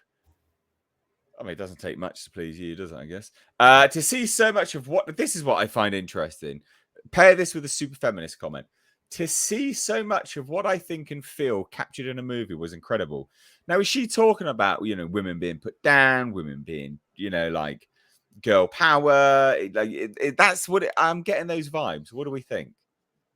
This sounds fucking terrible. by the way. No, I mean, I was looking forward to this. This sounds terrible. She's actually saying, this is all about my politics. It represents all of the political belief system I have, and I can't believe I get to see it on screen. It's incredible. I can't do her voice. I'm sorry. Just scream a little bit. You'll get there. Okay. All right, fair enough. Yeah. And Tom? I have to see this tomorrow, by the way. Ugh. What? Sorry, what were you going to be wearing there? Oh yeah, I'm gonna be rocking a pink shirt to the film. It's the Barbie Beach Bash. That's what I'm going to. So you'll be at the Barbie Beach Bash, and I'll be there. You better say hello, because this is my favorite Super movie. I'll be watching on repeat. Look, of all times, like if this was a Batman movie and Grace said this, I'd be worried. If this was a Spider-Man movie and Grace said this, I'd be worried. If this was Mission Impossible and Grace said this, I would be worried. This is Barbie. I'm not that worried. I really am not. I mean, I seriously am not. I will be just as upset as the ladies just for their sake if it is as bad as they're saying it, that some people are saying it is on certain aspects of it. But look, this is a movie that's literally made for her. It's literally made for her demographic. Unless there's like some major bullshit that goes down in this movie, and Mags is in the chat. She's one of the toxic femme. Believe you me, they will call that crap out. I mean, I've heard some claims, I've heard some theories. The plot hasn't leaked out yet. There's things that aren't adding up to me unless they're really hiding it somehow in the trailers, and that's how some people are presenting this idea, which is okay, fine. I'm not saying that's impossible, but it's just not adding up as far as like the uber woke crap. So I don't know. Yeah. Because I'm not going to try and get into any kind of spoilers, but I even shared something with you guys in the background here that kind of goes along with this, where it just doesn't add up to me. I don't know. I could be wrong. I hope I'm right. Obviously, that Ken is potentially the villain of the movie. Okay, well, I didn't want to spoil that for anybody. Yeah, I'm not seeing anything. Oh, and there no one here gives a toss about Barbie. Okay, well, in that respect, then I'll say it. But I mean, I know we have some people in the audience who might give a crap, so I don't want to be that guy. Just mute, guys. Mute. Yeah, but basically there's just a clip. There's a clip that if that's the case, it really goes against that narrative that I just shared in the background. Because it has Will Ferrell basically saying, we don't give a crap about Ken. Literally. Like, I mean, so if that's the case, then why is he the bad guy in the movie? Because no, clearly Will Ferrell isn't. That's what I said. By the end of the movie, whatever happened between them to break up or come between them, Barbie will want to be with Ken. That's the ultimate point of the film, is Barbie and Ken go together like, you know, peanut butter and chocolate doing a Reese's peanut butter cup. You can't have one without the other. And that'll be the point of the film, right? At the end of the day, even if it is a boys versus girl thing for a little bit in the movie, which again, it depends on how it's handled. If this movie is like the Lego movie and they do it right, it's going to be bonkers. It's going to do fine. If it's really bad and they lean into this uber woke men are the problem crap and try to like cut men out of the thing and be all about, well, Barbie don't need no man by the end of the movie, then you're going to have a problem. Well, it's interesting because Mattel are not calling this a feminist film. They've been very careful about how they're labeling this because they're not idiots. And but then Margot Robbie's coming out going, yeah, definitely this is for children. Definitely it's a feminist film. It's definitely this. The same as Gerwig, the director. They're all leading this champion bloody feminist charge. But Mattel have been super smart about that. I mean, the marketing for this is brilliant. It's expertly marketed. So if they don't stick the landing on this, it's not going to be one of the biggest flops ever, but it'll be one of the biggest missed opportunities ever. Considering its position right now to have the biggest opening since Mario Brothers, yeah. Nick, we haven't had your thoughts on this, bud. I will never see this film in my lifetime ever. I actually have a good friend of mine. She has collected Barbies for over 20 years. Like not every Barbie, just like the collector's edition ones. Like she is, since she was a little girl, she's been a huge Barbie fan. Her daughters, same way since they were kids, and they are not going to see this movie. They've heard some stuff about it. She didn't tell me what she heard. She just said she heard some stuff about the movie and she wasn't see it. I didn't ask for details or nothing, but it might be some of the stuff Tom was talking about possibly. But I don't see this thing really. I don't know who the audience is for this, unless it's, I guess, people like Grace Randolph. Apparently, it's the greatest film she's ever seen. Yeah, the greatest film she's ever seen, mate. I mean, it out. This is a YouTube reviewer. She has got like overall like 1 million subscribers. The best film she's ever seen.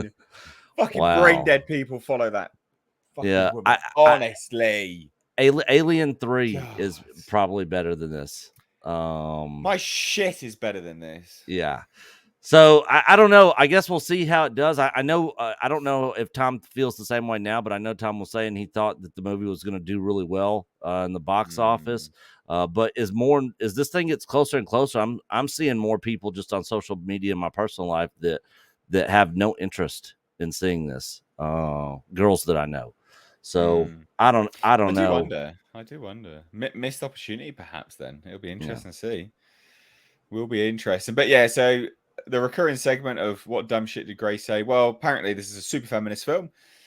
If it is, that will spread like wildfire because women don't. This is the thing that I don't think that they realize, right? And we got some women in the chat right now, and I don't want to speak for you. You can chime in and say whether I'm right or wrong.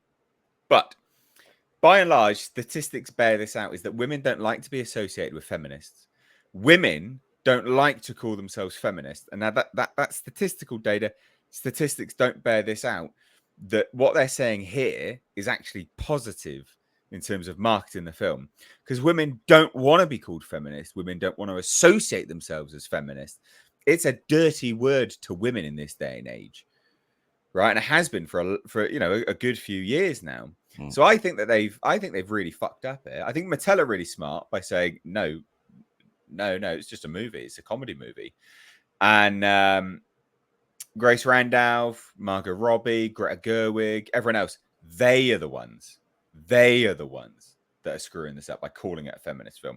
It might be, and if it is, good, because they're pre-warning people not to go watch it. But people don't want to be associated with feminism because it's not a good thing. It's not a good thing to be associated with. Like, no one likes it. Women don't like it. Women don't like it by and large. Anything further to sort of? I'm curious if before all these companies started getting just trashed and dumped on, like several years ago or whatever, if this movie would have came out then, if Mattel would have embraced, this is women power, this is the feminist movement or something like that. But you can't blame Mattel. They're doing the smart thing by not coming out and saying this is a feminist movie. And I wonder if they're seeing the writing on the wall and the changes from people that are spending their money, saying, "Hey, look, if we start going into this feminist stuff, this woke stuff, and put this messaging in there, we are going to get destroyed. Like, we need to stay clear away from it." And and that's the whole point of what people are wanting to try to change is, if you guys want to make that crap, I mean, do it, but you don't got to sit there and promote it and talk about it all the time. Yeah. Well, so this is funny as well. Like, you just scroll down to this culture is that, is this a kids' film? I don't know if they'd enjoy it. It's like The Truman Show. Weird response. Truman Show's funny. Why would you not like? What? She's just saying that because, again, I don't know. She's an idiot. I think she is an idiot. This is rated PG-13, but I have said before, I'm not so sure this movie is necessarily for the younger girls because kids don't play with toys no more. Yeah, that's true. Like I said, the target audience. Go ahead. Sorry. Well, I was just going to say the target audience for this film is between 35 and 75 female. Yep. That's it. Yep. And gay guys. No, yeah. I'm not kidding. Yeah, you're not wrong. And that's one thing we need to keep in mind too, as well, in this film, that this does have a very huge gay audience. That's true. Yeah, absolutely. Absolutely. Well, so they are going to have to play a little bit to that audience, but at the end of the day, their true audience is like Mags and Six and all the other ladies in the chat here that are talking about it too. And I'll tell you, I host a show with Mags and some other ladies, and there's at least over half a dozen of them, and they're all ready for this movie. They are geared up for this movie, literally. They've got the gear. They got pink nails. Like I said, they got the shirts, everything ready to go. And if they don't like this, they're going to let us know come Monday. Six says in chat, how do you guys decide when to believe Grace Randolph and when to say she's full of crap? I say anything she says, just take the opposite 100% of the time. That's just me, though. But the thing is because she's so politically aligned to the left wing in her ideological mindset. This is someone that didn't like the latest Rambo movie because it depicted the cartel doing cartel things. She thought it was racist, That's how fucking stupid this woman is. No word of a lie. Go watch her review. It's there for the world to see. She's that dumb. So I think if anything aligns with her mindset, politically speaking, I think that's actually when you can believe it. I think that's when you can take it as the gospel. You can go, yeah, she's speaking the truth right here. That's what I think personally. Yeah, her worldview is well known to us as observers, right? So, I mean, if like you're suggesting there, Nate, it's pretty easy to read the tea leaves. Yeah. Oh, hugely. So look, I don't know what I think about this. It'll be interesting to see. You know, I think this could be one of those things where it's like, yeah, this is going to go gangbusters. There's no precedent for this. Could have a great opening weekend, then fall off the face of the planet. Yep. Who knows? Could have terrible word of mouth. Who knows? Other thing that's important to bear in mind about this movie, right, is that it has got such big hype behind it. Is it all just hype? Is it all, bluster and no substance? Are people actually going to go and watch it? Because that happens as well. It's going to be funny if this thing beats Indiana Jones at the box office. I think it will. I think it's not hard. It'll probably do that, to be fair. Yeah. I think it will probably do that. Oh, I think it'll do that in its first week. No, just kidding. Yeah. No, I could be wrong, but yeah, we'll see. Yeah. Let's get to some more super chats before we move on to our next topic, which is a Marvel-focused topic. But what we're going to do here, again, super chats, you want to support the show, super chats are the way to do that, ladies and gents. Massive help. They do go a long way. Olaf Van S, our incredible wrench here, mod in the chat. So doing a great job. And this chap, I don't know how he does it. I don't know how he's got time for it. He's a mod on a lot of stream. So massive shout out to Olaf. He's a dude. Yeah, he does a good job over on our Echo Base Network channel. Yeah, I honestly, thank you so much. Genuinely. Yeah. For €2, says Snow White to Ariel and Peter Pan. Hold my beer. Yeah, but this is the thing. I like hold my Bud Light. I'll hold my snow. Wow. You're terrible. Snow White. Wait. Is Snow White? Wait. Now I know what the movie is. It's a Kingpin film. It's about a cocaine. Criminal. They're bandits. It's coming together. Yeah, they're bandits. It's their cartel. I knew it. That one tall dude's definitely selling it in college. Yeah, old school drug traffickers, first generation. That guy handles the weird stuff like the Smith and stuff like that. So yeah. So we're gonna shuffle on to Magitech Mags for $5. Says Barbie is almost sold out most evening slots, Wednesday, Thursday, and Friday at my local theater, whereas Oppenheimer definitely has plenty of seats. This is the thing.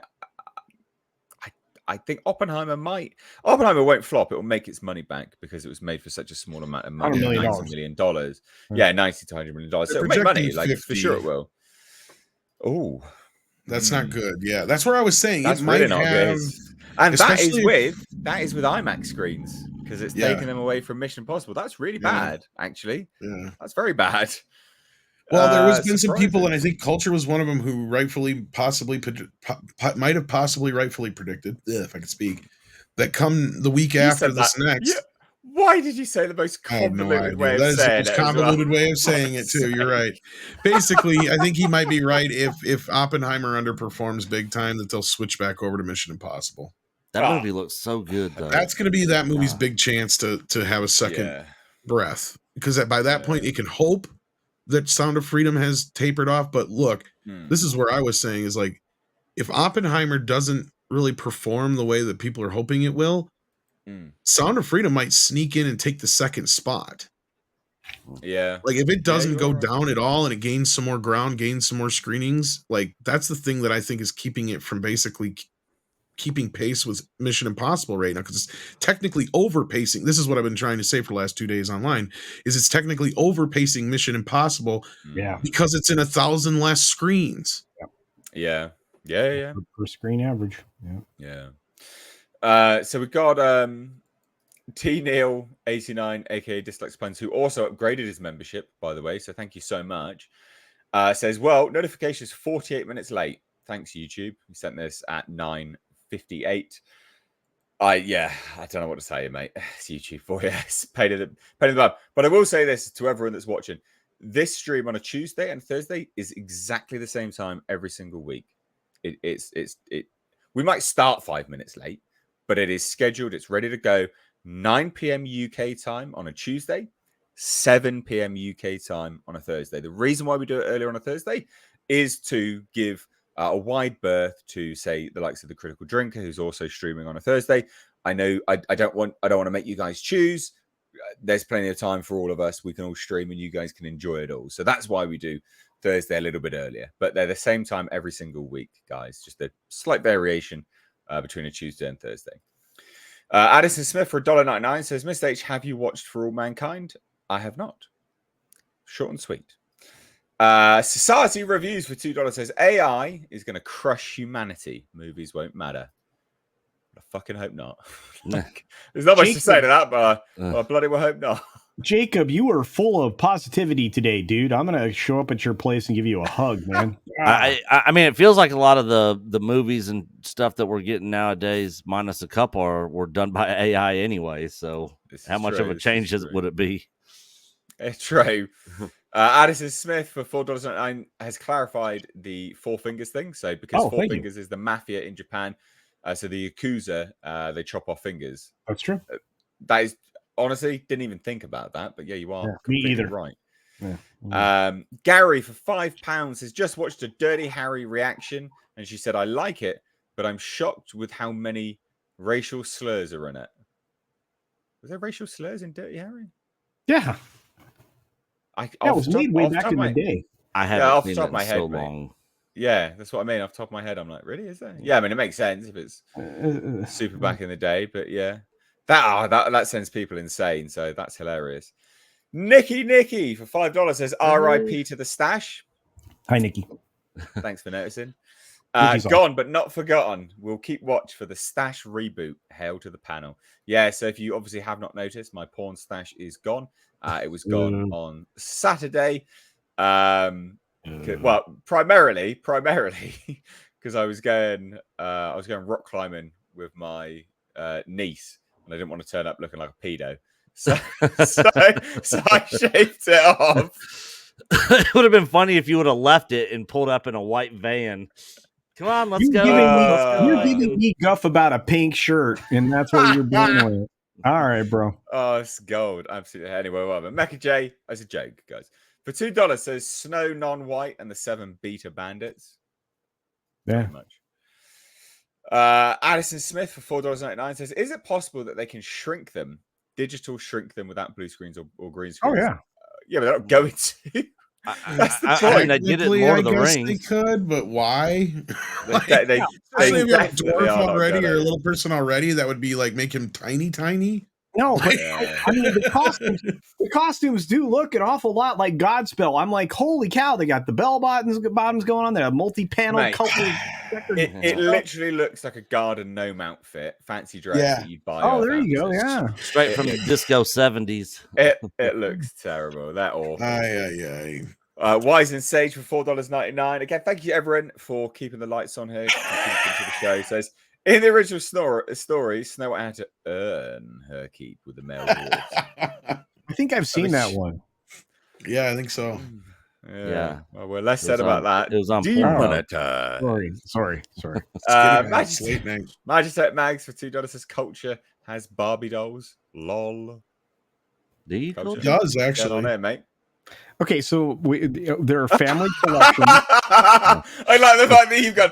Okay, so let me clarify this. Story. What happened was it's going to sound real bad, but okay, let me explain. I knew the answer to this. So there are collectibles in this household. Hang on a moment. Okay, yeah. Oh, he's gonna pull one out. He's got Barbies. He's got to put the clothes on it first.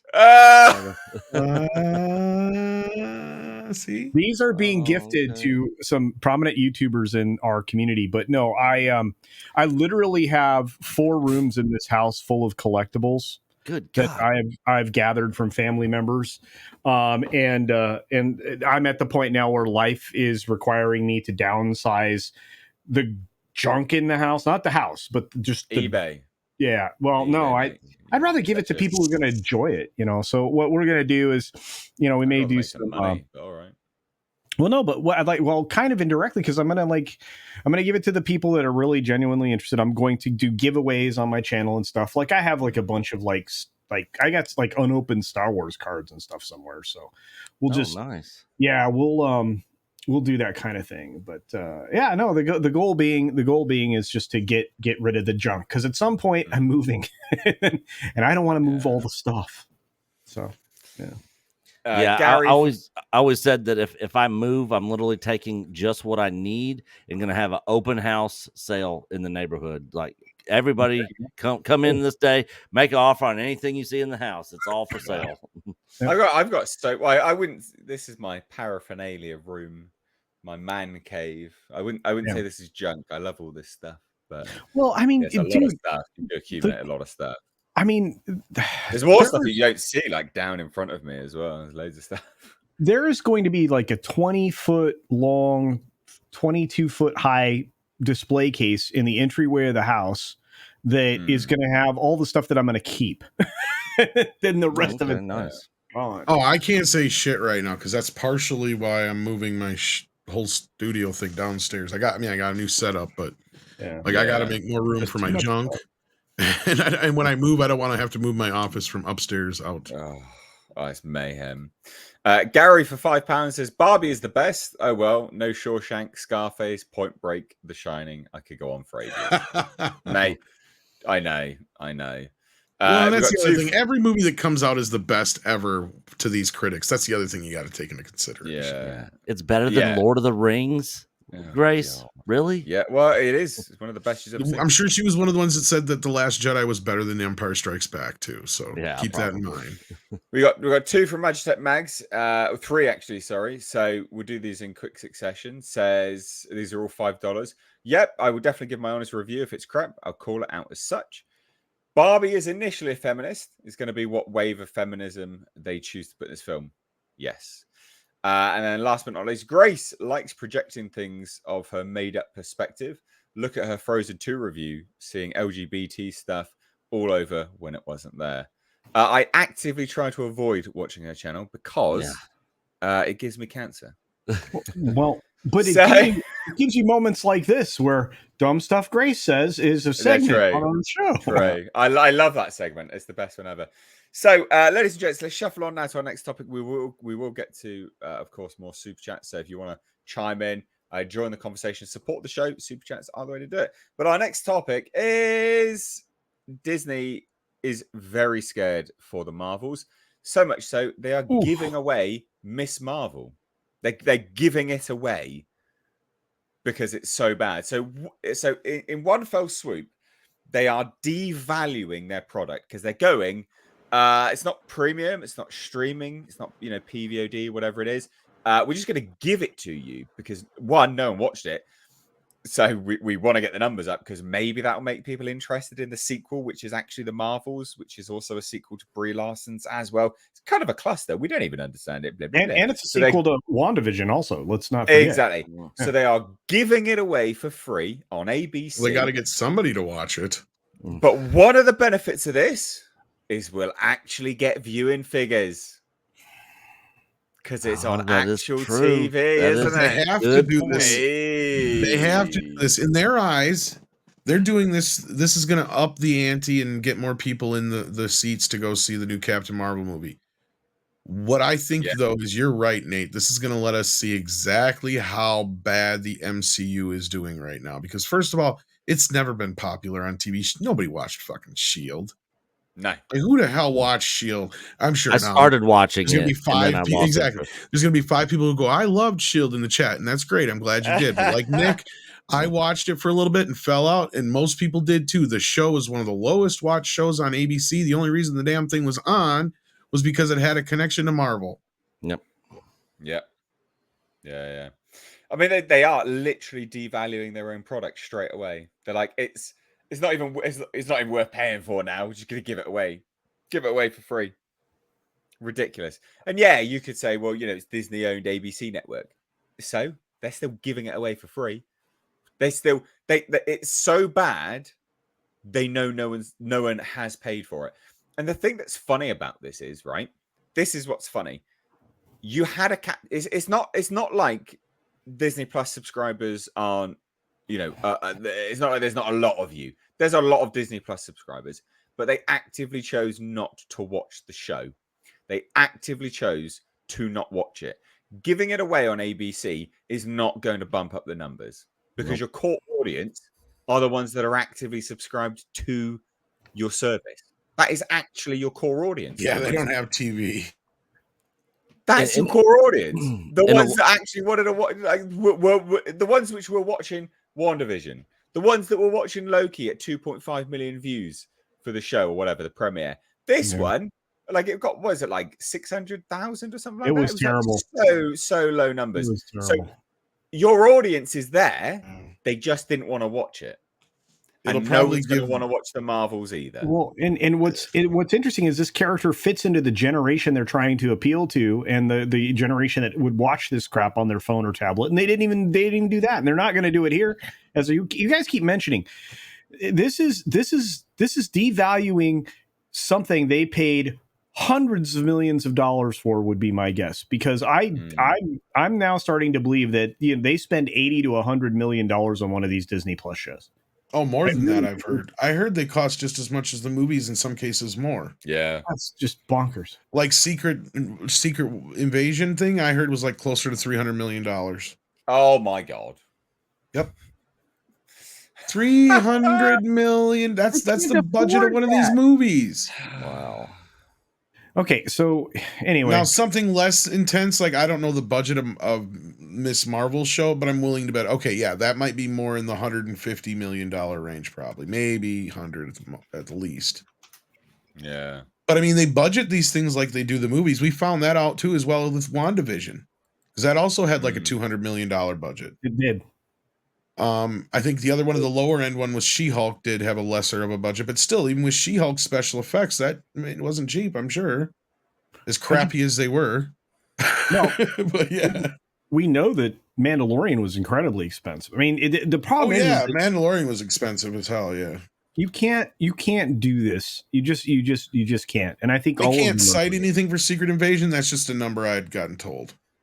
Yeah. And I wouldn't doubt it with how it looked. And you know, Samuel Jackson's probably getting paid bank by now, considering how many appearances he's had. Well, and I mean, the aesthetic here, I mean, her uniform is not terrible, but I don't know. Yeah, it's terrible, mate. Shut up.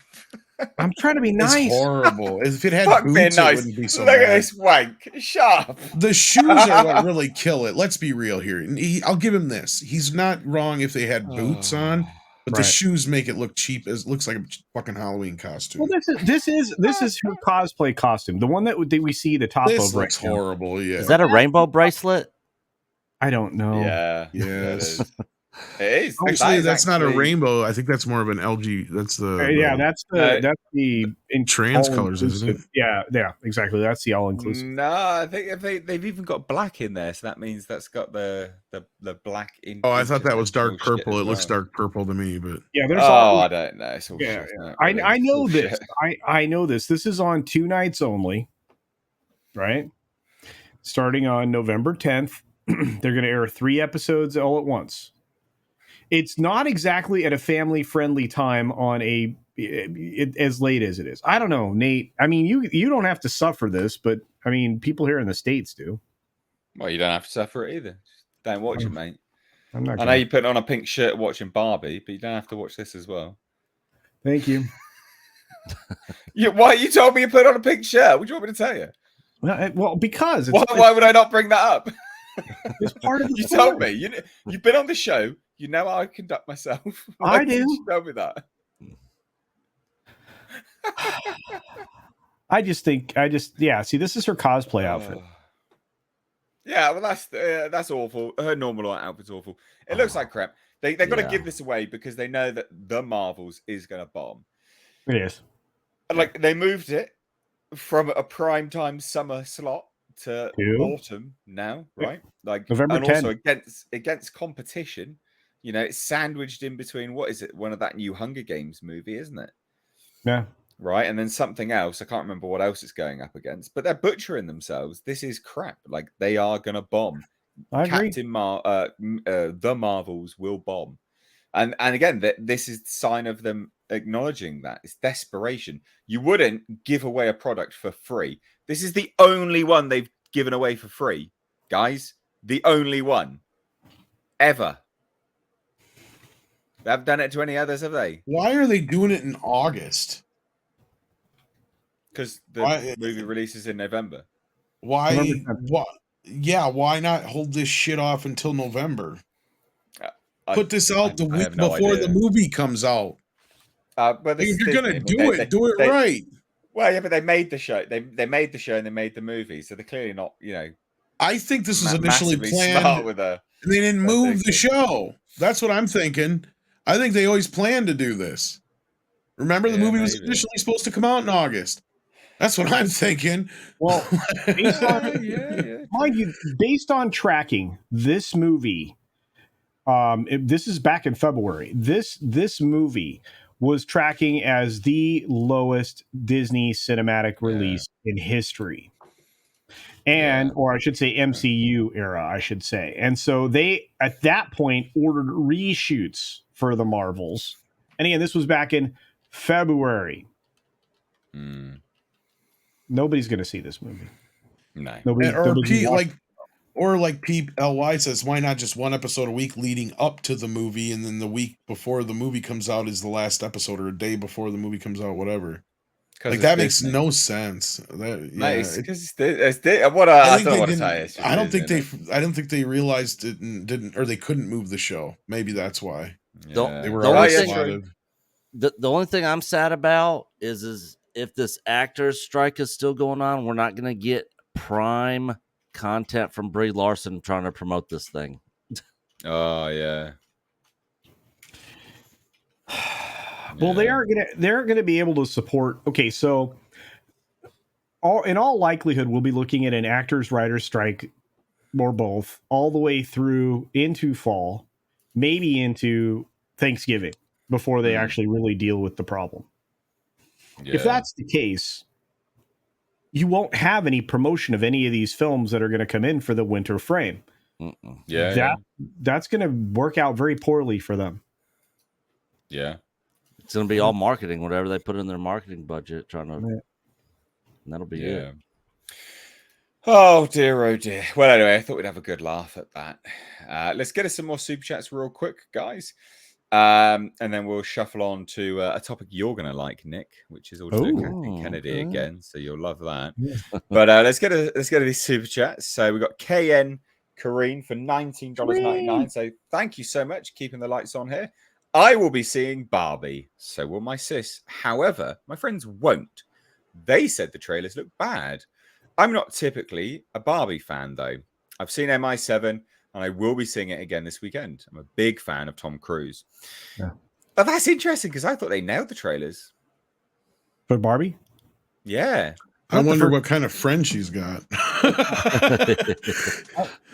I honestly, I thought the trailers were really good. Yeah. That's what's got me to the point where I'm like, you know what? The monoliths at the start. That was brilliant. Because I keep saying somebody paid me to go see the movie. I think Culture, the same person did you, Captain Fandom. Yep. So like, at first I'm like, oh crap, now I gotta actually go see this damn thing because I wasn't planning on it. But now the trailer, that second and third trailer that come out, really sold me on the movie. I thought the first one was clever, but I'm like, okay, this actually looks kind of funny. So sorry, Culture, you wanted to say something? Oh no, you took the words right out of my mouth. And now that I've seen the other little clips including like Will Ferrell, I'm like going, well, maybe this won't be the worst thing. You're gonna take your little Barbie doll with you as well? No. You're going to the beach party. You should take it. You never know who's going to be there. You might get it signed. This is true. How about I just get it sold? You could get it signed by Grace Randolph if she's there. Hello. You could run up. Oh, I'm your biggest fan, Grace. Please sign me. Oh, that would be so cool if you totally like catfished her ass. Fangirl her. Yeah. Oh man, that'd be awesome. Can we please take a picture? Ew, dude, love if you got that. her like all candid and shit, and you're like recording it all, and yeah, I could go like Alex love Stein that. on her too. exactly. But Oh, yeah, that'd that so would be awesome. hilarious. Big booty dude. female critic. Yeah, it'd be Yeah. great. Grace, please start OnlyFans. I love you so much. Oh, gross. Not the images I wanted. Gross, Addison gross. Smith for $4.99 says, what I mean is technology has it been so far. You don't need a green screen. Yeah, well, Yeah. you're getting to Yeah. that point, Addison. You're not wrong, but these were just promotional things they were shooting. So that's Yeah. the weird thing is, So they're not going to shrink him because that is, I mean, they're just standing. Yeah. They are. What they Yeah. are. That's the I representation. mean, well, they didn't say that the bandits in quotations were stand-ins. The only ones they said No. were stand-ins were the two leads, Yeah. And which they were leads just me to believe that the compositing the face. stand-ins are the actual people. And Yeah. what I see is a cinematic sweep shot of them walking across that field. That's what I think. Like they were doing some pickups or like part of a trailer grab or It something. could have been an airplane going over, so it's like a long. That's why long they don't shot. need the main, or it could just be promotional, like I was Yeah. positing. And they So I can- think somebody had said that the movie was already done shooting, so that's why I They're was. done with it. Yeah, it's in post. Yeah, and the thing is, they could. Well, they still have to do reshoots and pickups. I mean, that's scheduled, but it doesn't matter. True, Anyway, but it could have just been you- like a poster shoot or something for. But they won't do it now because they got No. destroyed. They won't do it. No. They can't do it. No, and that may also speak to why it was stand-ins. But if you look at that, like I said, you That's could true, mask that's the actors' images over the faces of the stand-ins. Yeah. So it's not. That is what they're easily, gonna do, yeah. easily. I mean, even if these are like images for like variety or something, that's what I'm saying. Is you can even they might even be doing like a shoot for that. Yeah. Green told me to shut up. I'm gonna shut up. You will shut up. Corey Smith for $2 says, will the current Kong ever get laid? Serious question. He is king. I said, yeah, well, King Dong. Will he meet a lady Kong? Fucking That'd no be idea. cool, right? What kind of movie do you want to watch? What do you want No, to I- no, name? I'm not Oh, we talking already have that. It's called King Kong Lives. Okay, no. He like takes her out to dinner. They even have a first date baby. thing. baby. Shut up, Tom. Kareem says, That's I will do my best. I've got to say it. Anyway, let's shuffle on to a topic I know you're going to absolutely adore, Nick. This is for you, Nikki. So, Mm. and Nikki in the chat. It Nikki's in the vindicates chat. the two Nicks. The Knicks, Nick and Ease. Nikki. But it vindicates us all. Yes. The Lando showrunner, it's not the show's writer, it's actually the whole showrunner, hasn't received an update since 2020. Fucking Yeah. 2020? 3 years? It's still Yeah. happening, Nate. His last update was when they announced it. Ugh. They have to finish shooting the Rise of Palpatine first. As soon as they're done shooting that, they're Yeah. going right Yeah. into Lando. Yeah, because reshoots are still happening. Still For that happening one. in the desert Yeah. with a big ass green screen. That was the stupidest thing I'd ever It seen made in my absolutely life. no sense. I'm like, what the fuck? If you're gonna do that, you could have just went, to any desert area or like a quarry or something. Like, what are you doing? Well, Anyhow, back So, to modern stupidity. Yeah, well, so this is hilarious because if you scroll down, this was initially announced on Disney's Investor Day, right? And, Yeah. and I've Along long with a crap posited- ton of other stuff. which half. You know hasn't what this happened. does support though? This kind of supports that rumor that we Stop- heard stop where there, somebody stop there. somebody Stop told Kathy Okay. to stop announcing shit. Yeah. Yes. Well, this is the thing, right? I've long posited that all of them do it. Lucasfilm, Kevin Feige, all of them have been doing this in some shape or form. Is that they will announce things when it's an Investor Day, when it's a Star Wars celebration, and this is why half the stuff doesn't happen because it's market manipulation. They're trying to boost their the market price basically, and this was announced at 2020 in 2020's Investor Day. And then we have this nonsense this year, 2023. Kennedy was asked, Donald Glover recently talked about the Lando series. Can you give us any update on that? Is it still happening? It's still happening, and he's very excited about it. Who are you talking about? Who are you talking to? Because scroll down now, Right. and we'll get to what the bloody showrunner. Kathleen Kennedy is like the queen of revisionist shit, though. Like she So will lie. This is what the actual showrunner said, right? Justin Simeon, who coincidentally, and this adds more credence to the Mangold theory, because coincidentally, he's the director of Haunted Mansion. So it's that one for me, one for you situation, isn't it? I reckon I reckon he probably wanted to do Lando, right? And they said, yeah, if you do Haunted Mansion. But they haven't bothered to do. Or Haunted Mansion was a Lando. makeup for him not getting Lando. Maybe, but possibly. This is what he said recently. Yeah. So he informed the director. He said, and this is all past tense. This is what's important about this. All past tense. I certainly poured my heart and spent a lot of time working with them to put together a really great show. It feels like everybody loves it. And I was told we had to put a pause on it because of scheduling. And the next update I got was in 2020, some years ago. That's some scheduling issue. So I don't know. I have no idea what's going on with it. Is that a nice way of saying it's not happening? I think it's a nice way of saying it. It is. Yeah. It is No dead. way this show happens. No way. The floor is yours. Well, it will happen, Nick, after the Ryan Johnson trilogy, after Patty Jenkins' film, and after Taika Waititi project. Oh, yeah, Taika Waititi. The Kevin Feige project. Kevin Feige's project. The droid story. I'm forgetting somebody. We're still waiting on that. Ryan, you already said Ron Johnson. There was somebody else that was supposed to be doing them. Yeah, I forget. Taika's Mangold. Mangold's movie, which was just more recently announced. But Filoni's. Yep, Filoni's movie. That's how many projects we just talked about. we didn't even bring up. Did you bring up Lindelof? Oh What about the DB?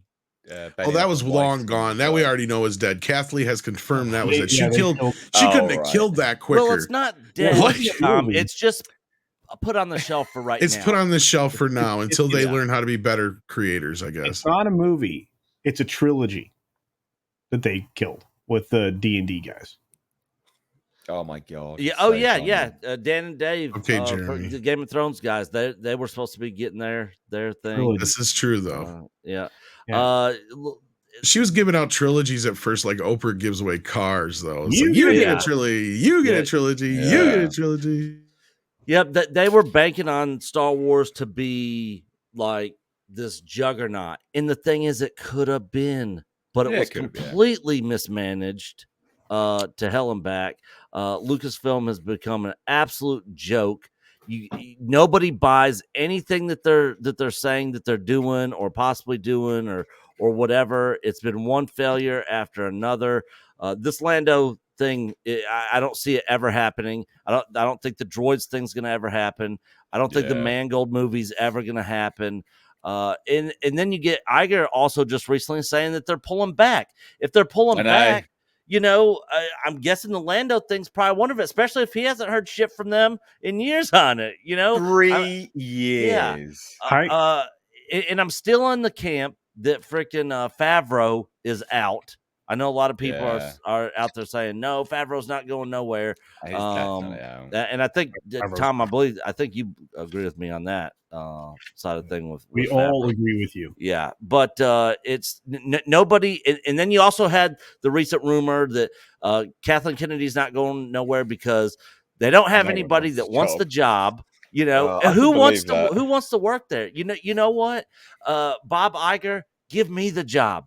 Let me be over Star Wars. I will turn that thing around, and I know nothing about running a studio. I'll turn it around and have dump trucks of money coming into Disney. You have to know your audience. You have to know the fan base. Their pulse. They're far from the pulse of the fan base. They're like I said, they're an absolute joke. It's just the Lando thing's not happening. It's not, along with so many of the other projects. To me, it's just it's egregious, the blatant lies that come out of Kathleen Kennedy's mouth, though. That's what makes it so funny, because it's a blatant lie. Yeah. And they get caught out. We've just caught them out with Snow White. That's fake. It's promotional shots, actually. Yeah. It is actually real. Oh, really? Is it? Yeah, everyone fucking knew it was. It's just the blatant lies that make it so funny. Culture, you wanna chip in here as well, buddy? I'm Star Wars is dead. Star Wars is dead for a long time. Filoni's there. Favreau's out. I Filoni. mean, yeah, and you're in for a world of hurt going forward. Star Wars is a damaged brand. Disney as a corporation is a damaged brand, Yeah. and they've done all of this to themselves. And there's no there. The only recovery would be, again, something they're never going to do, and that's to get rid of all the wokes. They won't do it. I mean, this was dead before it even started. I mean, it was built off the back of a movie which, bombed as well. What wasn't a mitigated disaster for the studio.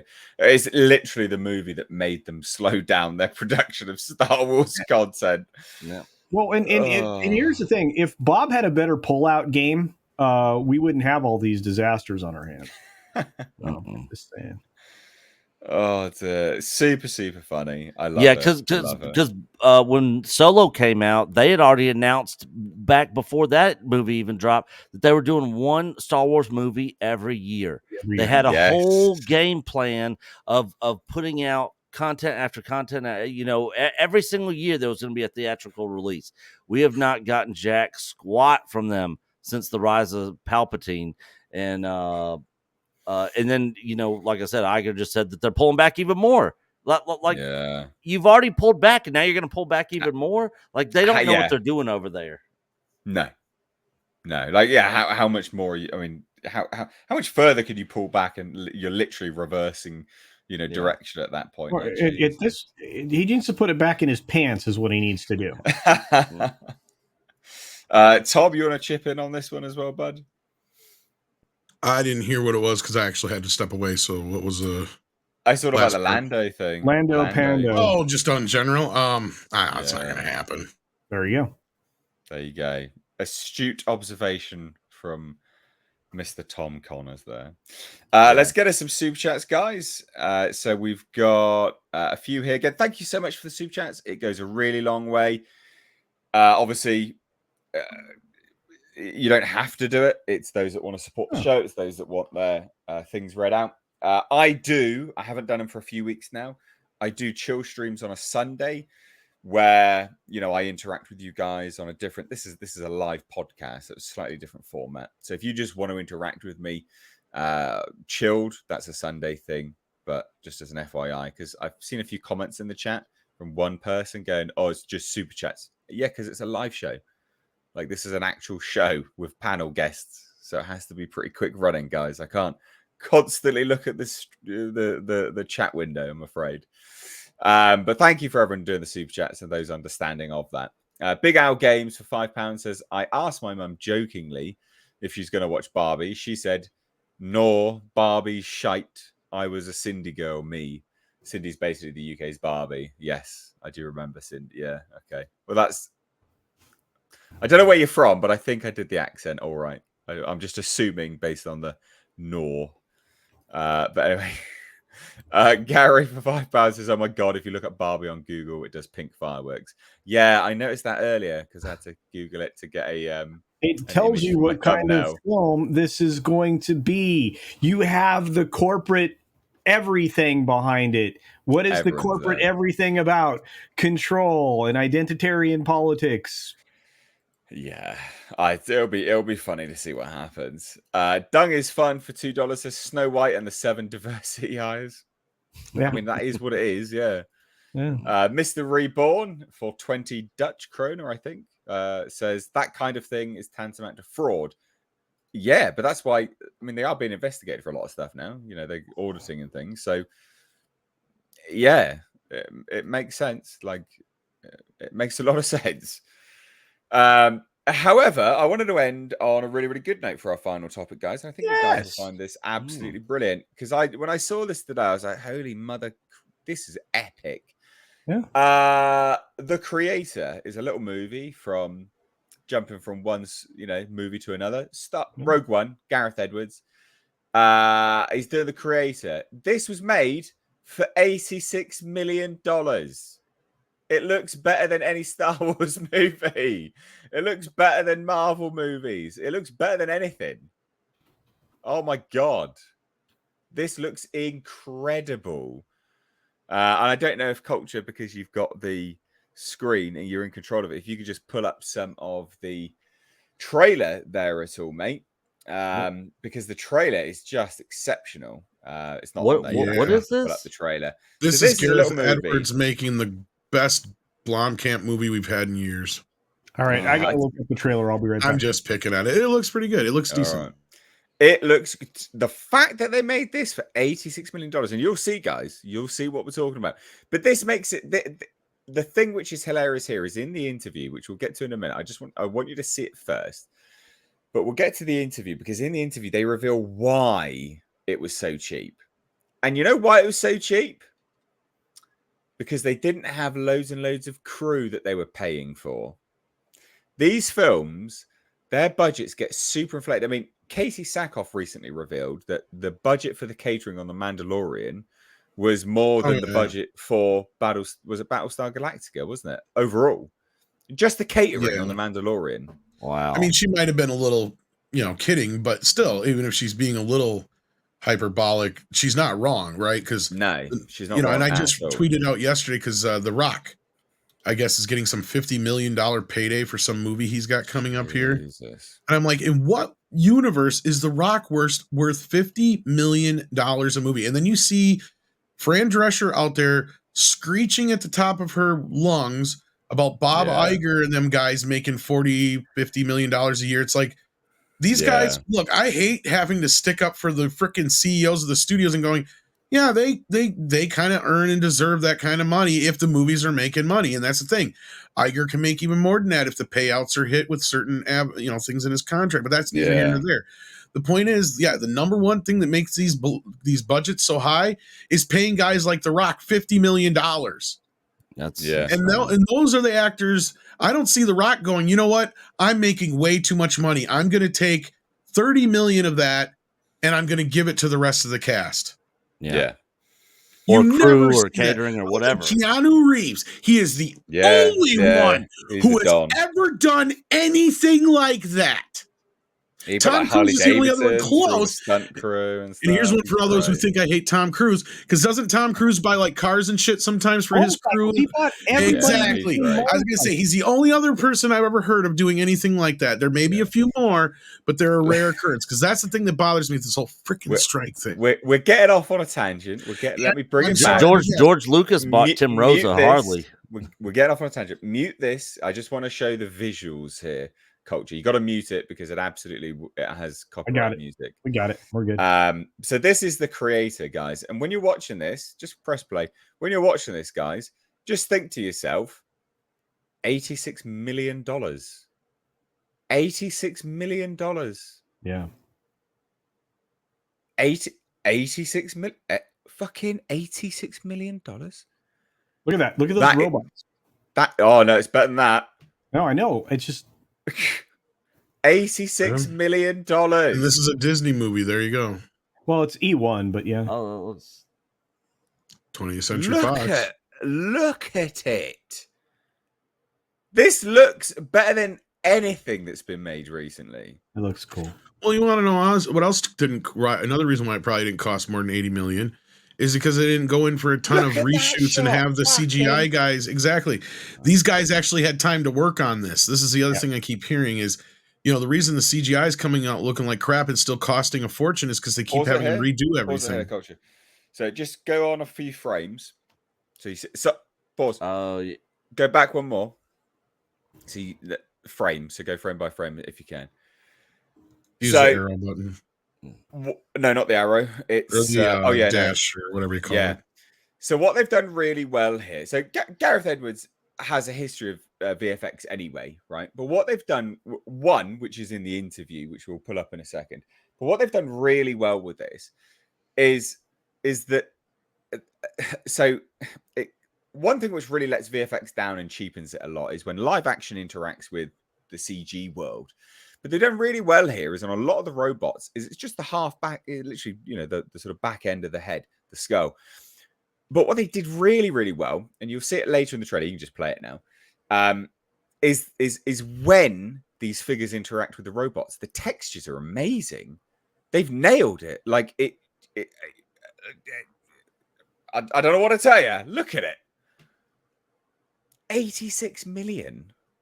I've got to keep repeating it because it begs repeating. Because again, it begs the question: what are they doing with the money when you've got Indiana Jones? Indiana Jones, $350 fucking million. Possibly even more than that. You can see through the ear holes here. I know. Well, It's and I mean, so hopefully good. this isn't a Deadpool situation where we find out later that they get sued by some special effects crew or something like that. But no, look at the arm. yeah, but I think honestly, what I think it is that they planned this. Gareth knows what he wants going into it. He's a visionary. I like I like his special effects style. The only problem I had with Godzilla 2014 is they didn't show me enough Godzilla. Which, I mean, dude, you got some great shots and other things in there, but show me some more of the monster. Look at the wide shots on all of this. Yeah. Keep playing it, Culture, mate. Like you want to look at all the wide shots and how everything goes. Like they're really playing it up. Like you see everything.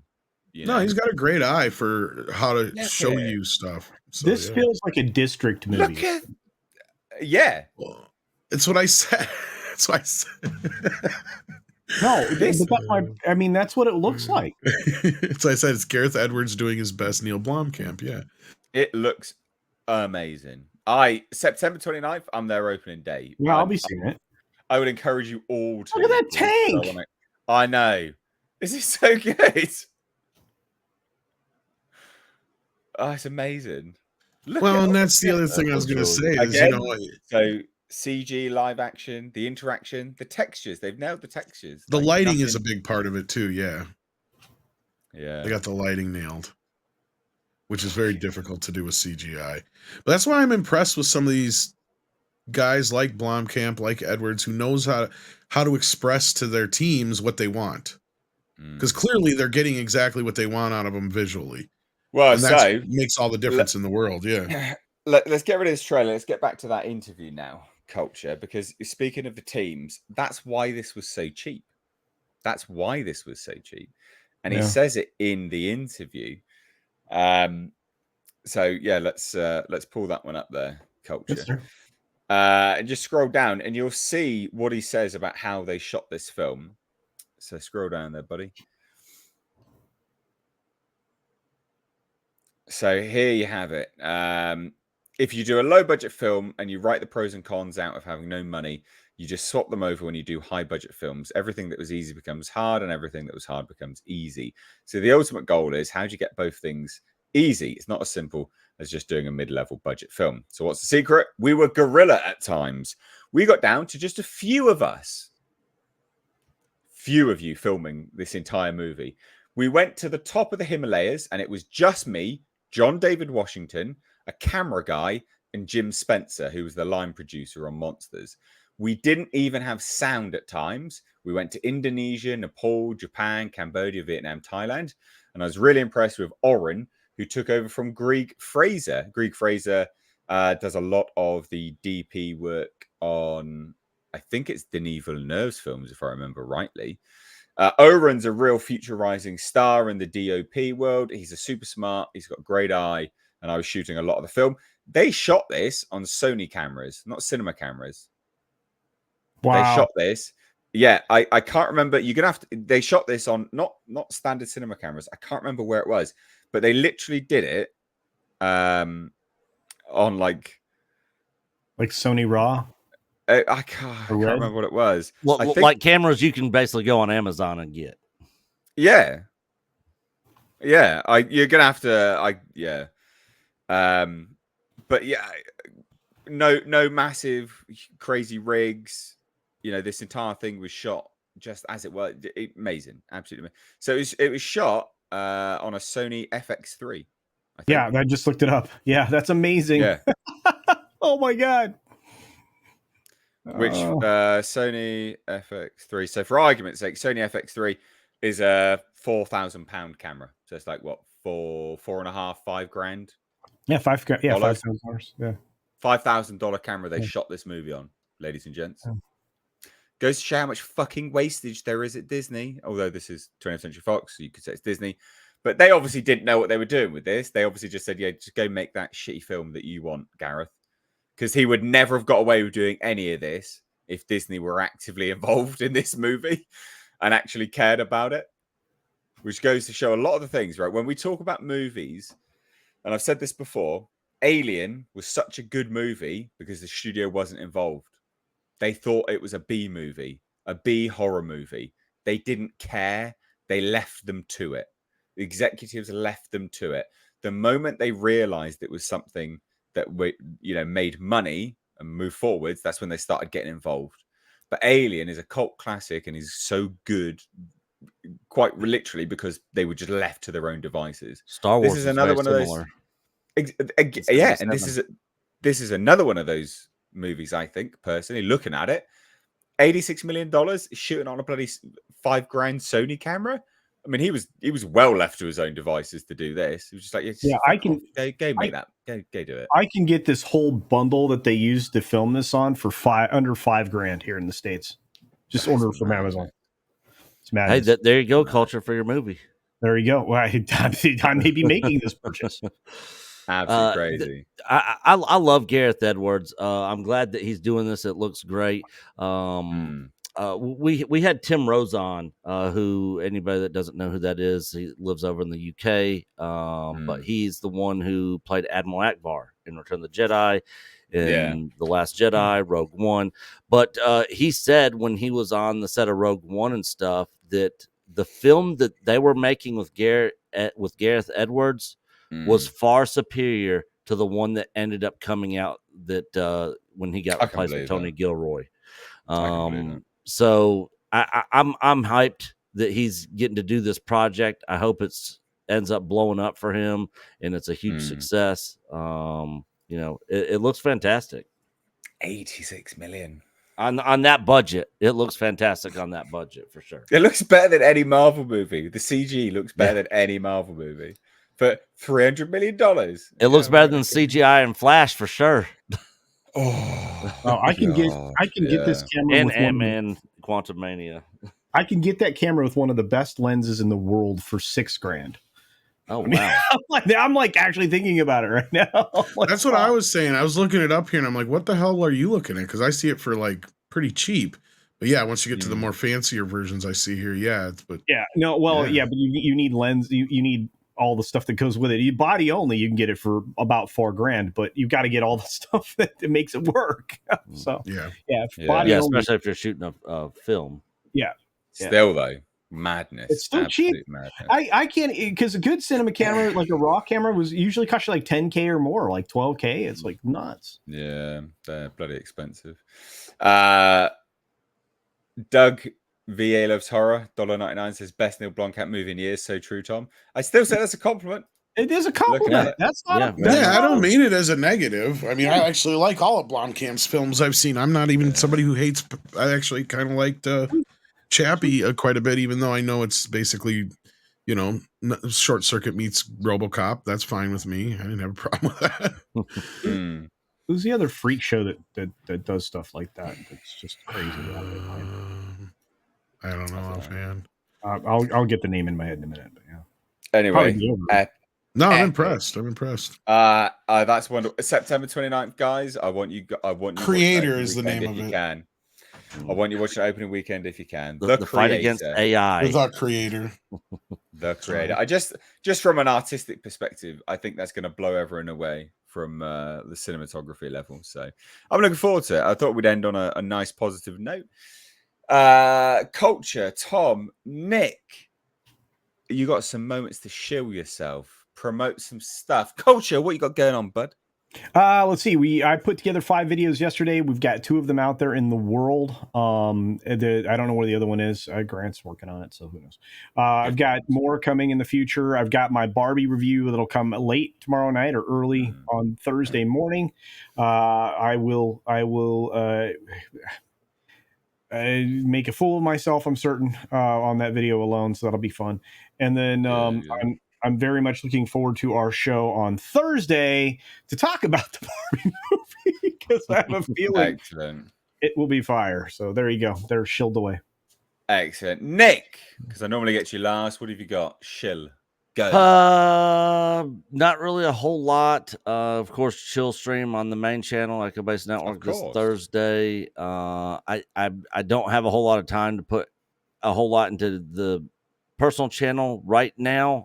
But I got some stuff in the works coming up. Hopefully by the end of this, I got a huge certification test I'm studying for, so I'm kind of doing some schooling as well. But yeah, Thursdays and Saturdays on the main channel, and just check out my personal channel and check me out on Twitter for what I got going on the side. All right, and Tom, what you got going on, bud? Yeah, I got Mead coming up here. If I get it set up here, I kind of fell behind here, but we got that coming up here in about a half hour. Yeah. And then other than that, I think the morning show tomorrow will be on, and I'll see you guys then, hopefully. Amazing. Absolutely amazing. I'm just looking at showtimes. I won't be able to watch Barbie before Thursday. It's not out in the UK until Friday. Friday is the first day I can watch it. That's annoying. Never mind. What am I doing, ladies and gents? I currently am doing some absolutely epic, lovely studying of depolarization. Love it, because I'm doing a master's degree basically. So depolarization, fascinating stuff. I mean, it is, but my God, it gets boring after a while. And then all your usual video shenanigans on the main channel. Hopefully you guys are enjoying it. I'm sure you all are. Regular chill streams will be coming back, I can assure you of that.